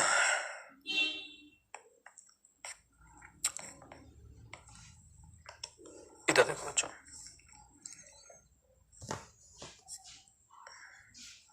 सबसे पहले हम लोग बात करते हैं किसकी? सबसे पहले बच्चों हम लोग बात करते हैं ह्यूमन रिसोर्स की। तो ह्यूमन रिसोर्स वाला आप एज इट इज मैच करके देख सकते हैं, बिल्कुल सेम है जो मैंने आपको पढ़ाया, बस मैंने आपको बच्चों से थोड़ा सा कट शॉर्ट करके अच्छे से सजा दजा के एक फ्लो में लिख के दे दिया। डन। बोलिए हाँ के ना। हो सकता है ये पॉइंट एक्स्ट्रा हो, आप इसे इग्नोर कर सकते हैं। जो मैंने पढ़ा दिया आपको अपने नोट से फाइनल समझिएगा। फिर एंगेजमेंट परफॉर्मेंस में देखिए बच्चों, मैंने तोड़ के चीजें पढ़ाई हैं। ये देखो ना, ये आपका ब्रीफिंग वाला पॉइंट हो गया, ये आपका ब्रीफिंग वाला पॉइंट हो गया। कम ऑन, ब्रीफिंग वाले पॉइंट के बाद सुपरविजन वाला पॉइंट जो है इन्होंने मैंने थोड़ा सा डिटेल में दे दिया बस कि आपको सुपरविजन कैसे रखना है। राइट। अच्छा जी, उसके बाद बच्चों कंसल्टेशन वाला पॉइंट हो गया, ये कंसल्टेशन का डिफरेंस ऑफ ओपिनियन वाला पॉइंट हो गया, और यहां पे बच्चों आपके लिए एंगेजमेंट क्वालिटी कंट्रोल रिव्यू वाला पॉइंट हो गया। मैंने अपने नोट्स में आपके लिए लैंग्वेज जो है वो आसान बना दी है, दैट्स इट। और आखिरी एंगेजमेंट डॉक्यूमेंटेशन जो मैंने आपको अच्छे से पढ़ा दिया है। बोल दो हाँ के ना। बस इसमें आप देखेंगे एक चीज मैंने आपको नहीं पढ़ाई है, कौन सी वाली? जानबूझ के छुड़वा दी है। 7 साल वाला पीरियड पढ़ चुके थे हम लोग पहले। कम ऑन टेल मी, जल्दी बोल दो। कम ऑन गाइस, बताओ ना। रिटेंशन पीरियड क्या था? 7 years from the date of auditor's report. और क्या बच्चों हम लोग ये भी पढ़ चुके थे कि भाई ऑडिट डॉक्यूमेंटेशन प्रॉपर्टी किसकी होती है? बोल दो, अरे बोलो ना भाई, किसकी होती है? ऑडिटर की होती है। तो वो 2 बातें यहाँ पे आपको एक्स्ट्रा लिखी हुई मिलेंगी, वो मैंने दोबारा रिपीट नहीं करवाई क्योंकि बेटा वो हम चैप्टर 6 के अंदर बहुत पहले अच्छे से पढ़ चुके हैं। क्या बच्चों याद करके बताओ, क्या हम मैनेजमेंट के साथ थोड़े से एक्सट्रैक्ट शेयर कर सकते हैं? क्या मैनेजमेंट के साथ अपनी डॉक्यूमेंटेशन के एक्सट्रैक्ट शेयर कर सकते हैं? कम ऑन गाइस, यस कर सकते हैं। बट याद रखें, इंडिपेंडेंस हर्ट नहीं होनी चाहिए ऑडिट के केस में। याद रहेंगी बातें? बोल दीजिए, ऐसे बच्चों मॉनिटरिंग का केस है। मॉनिटरिंग में भी जो जो आईसीए की बुक में लिखा गया वो मैंने आपको पढ़ा दिया। ये आपके स्टैंडर्ड में लिखा था, थोड़ी सी ज्यादा बातें थी, मैंने आपको आईसीए की बुक को फॉलो करते हुए शॉर्ट नोट्स बना के आपको पढ़ा दिया है। ओके, और मैंने आपको अल्टीमेट आज गाइडेंस भी दी कि बेटा आप लोगों के मन में जो सवाल रहता है कि हम लोग अल्टीमेटली पढ़ेंगे कहां से, ये मैंने आपको एक गाइडेंस दे दी कि अल्टीमेटली आपने पढ़ना कहां से है। Is that clear? बोलिए। अच्छा जी, चलिए जी, तो ये हो गया हमारा SQC1 फिनिश। एक बार मैं आपको आईसीएस स्टडी मैट से दिखा देता हूं ताकि आपके मन में किसी भी तरह की शंका ना रह जाए। आप लोगों को बच्चों हर तरफ से पता होना चाहिए कि हम लोगों ने क्या पढ़ा है, कैसे पढ़ा है, कहां पढ़ा है। आ जाओ जी। ICS study mat chapter number 11। आओ जी आओ, लेट्स सी बच्चों, लेट्स सी। ये देखिए SQC1 6 एलिमेंट्स दे रखे हैं। आज जो हमने एलिमेंट पढ़ा बच्चों वो कहां से था? सबसे पहले ह्यूमन रिसोर्स वाला था, इन्होंने पैराग्राफ फॉर्म में दे रखा है। क्या आपको ऐसे पढ़ना पसंद है? बोलो गीतिका उठ जाओ, उठ जाओ गीतिका उठ जाओ। क्या ऐसे पढ़ पाते बच्चों आप लोग? नहीं। एंगेजमेंट परफॉर्मेंस देखना, हर बात पे इन्होंने मतलब ये पॉइंट्स हैं, ये एक्चुअली में पॉइंट्स है बच्चों। ब्रीफिंग कैसे करनी है ऑब्जेक्टिव्स के through, complying with engagement standard, process of engagement supervision training etcetera, ये पॉइंट्स थे। इन्होंने भाई इसको पैराग्राफ में कन्वर्ट कर दिया। मैंने आपको पूरा, ये देखो पूरा का पूरा मान के चलो लगभग ये पार्ट और ये पार्ट पूरा एंगेजमेंट परफॉर्मेंस का है। मैंने आपको प्यार प्यार से छोटे छोटे टॉपिक करके जो है वो पढ़ा दिया। इजी, बोलिए हाँ के ना।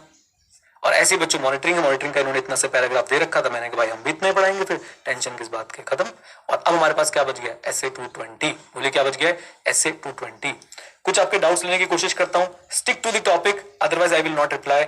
आज जो पढ़ा है उससे डाउट पूछे, मैं रिप्लाई करता हूं। आ जाओ जल्दी से।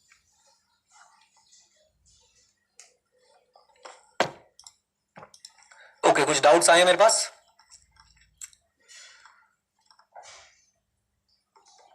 डाउट्स कहां चले गए अचानक से, इतने सारे कैसे आ गए? नीचे से पकड़ता हूं इसको मैं। सर essay 220 भी कॉपी पेस्ट ही है? बिल्कुल है बेटा, थोड़ा सा उसके अंदर चीजें चेंज में पढ़ा दूंगा। रिपोर्ट इनएप्रोप्रिएट है नहीं, ये कैसे पता लगेगा बिफोर रिव्यू? बहुत सिंपल सी बात है, ये क्वेश्चन सुनिए। रिपोर्ट इनएप्रोप्रिएट है नहीं, ये कैसे पता चलेगा बेटा? EQCRR देखेगा, आपकी असम्पशन सही थी, आपकी जजमेंट सही थी, मेडिलिटी लेवल सही था, राइट? आपने रोमम सही से जो एसेस किया था नहीं किया था, आपका एविडेंस सफिशिएंट एप्रोप्रिएट है नहीं, राइट? फॉर एग्जाम्पल आप कह रहे हो मैंने तो जी मैनेजमेंट के कहने पे हर काम जो है ओके कर दिया, आप बताइए क्या आपका एविडेंस सही है? नहीं, राइट? तो ऐसे पता चलेगा जी। सर रिव्यू की एडवाइस, मयूरी क्या कह रही हो, कुछ कहना चाहती हो या कुछ तो वो कह रही थी, अभी आ रहा हूं आपके पास। सर रिव्यू की एडवाइस और डिफरेंसेस इन एडवाइस को भी हम डॉक्यूमेंट करेंगे, बिल्कुल डॉक्यूमेंट करेंगे। यस हिमांशु, अब पता है क्या हिमांशु भाई, ये पार्ट हमारे कोर्स में नहीं डाला इन्होंने कि डॉक्यूमेंट क्या क्या करना है। समझ रहे हो आप मेरी बात को? नहीं तो आप बताएं, आपने कंसल्टेशन ली, वो डॉक्यूमेंट होनी चाहिए। एक मिनट रुको, मयूरी को पहले मैं अनम्यूट कर दूं। बोलो दीदी बोलो, क्या हुआ? सर आपकी आवाज नहीं आ रही है। अरे मेरी आवाज आ रही, सबको क्या नहीं आ रही है? सर आपकी आवाज नहीं आ रही है। कोई इसको बताओ भाई सबको आ रही है, एक बार कोई और बोल के देख लो कि इसको पता चल जाए सबको। सब एक बार भाई कोई और बोल देना। प्रीतम भाई तुम्हें अनम्यूट कर रहा हूँ, बोल दो मयूरी को सबको आ रही है मेरी आवाज। सर आपकी आवाज अब नहीं आ रही, अब आ रही है। अच्छा अब आ रही, चलो भाई। मयूरी जी हमारी आवाज तब से आ रही है बेटा, नहीं आ रही। चलो कोई बात नहीं, चलो ओके। सर मेरे को नहीं आ रही थी। कोई बात नहीं बेटा, ठंड पाओ। ओके अच्छा जी। देन इसके बाद एक और क्वेश्चन है, सर मॉनिटरिंग भी EQCRR करता है क्या? नहीं बेटा, वो पूरी फर्म की टीम होती है, एक मॉनिटरिंग टीम आप बनाएंगे वो करेंगे। सर ऑडिट एक्सपर्ट भी EQCRR? नहीं भाई बिल्कुल भी नहीं। ओके चलिए एक बार और मौका दे रहा हूं आपसे, कुछ और क्वेश्चंस आप लोग पूछना चाहते हैं टॉपिक रिलेटेड, प्लीज पूछिए, मोस्ट वेलकम, आ जाइए। चलो जी, क्या डिफरेंस ऑफ ओपिनियन को भी डॉक्यूमेंट में इंक्लूड करना है? हाँ भाई हाँ, लेकिन वो हमारे कोर्स में नहीं डाला इन्होंने। अगर डालते तो मैं आपको पढ़ाता कि डॉक्यूमेंटेशन क्या क्या है। Getting a point, come on, बोलो हाँ के ना, आ जाओ। Process to keep all policies current मतलब समझा दो। रुद्रा भाई, अगर आपकी फर्म जो है पहले भाई सारा काम फिजिकली करती थी, उसके पास कोई भी कंप्यूटर डिवाइसेस नहीं थे, आपके क्वालिटी कंट्रोल प्रोसीजर दूसरे रहे होंगे, लेकिन अब उसमें आपने सब कुछ डिजिटलाइज कर दिया है, तो आपके क्वालिटी कंट्रोल प्रोसीजर दूसरे हो जाने चाहिए। रेलेवेंस मतलब करंटली जो हो रहा है भाई उसके हिसाब से आपके क्वालिटी कंट्रोल प्रोसीजर्स होने चाहिए। Sir difference between audit documentation and engagement documentation, as engagement documentation of is the property of the firm, whereas audit documentation is the property of the auditor. मेरे भाई audit is a kind of engagement only। और यहाँ firm से क्या represent कर रहे हैं कि अगर सोचो अगर मैं इंडिविजुअल हूं, मैं प्रैक्टिस कर रहा हूं with the name of Neeraj Arora, audit documentation और whatever engagement documentation will be my property.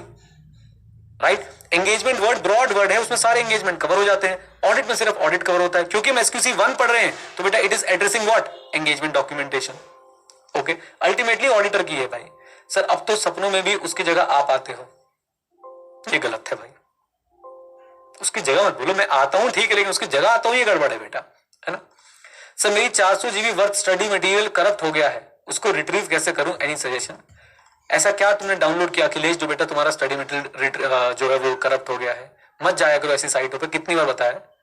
2 type के रिव्यू है, एक ताजे ताजे समोसे खा के देखना कि कैसे हैं, और दूसरा बने हुए पड़े उनको खा के देखना कि कैसे। Very good Saumya ji, very good.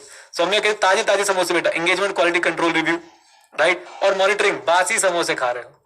Sir removal of EQCRR firm के हाथ में है, बिल्कुल फर्म के हाथ में है। रिव्यू की एडवाइस और डिफरेंसेस इन एडवाइस को भी हम अभी तो मैंने बता दिया था। चलिए आइए एक बार और बच्चों आप लोगों को मौका दे रहा हूं, जो डाउट्स हैं प्लीज पूछ लो।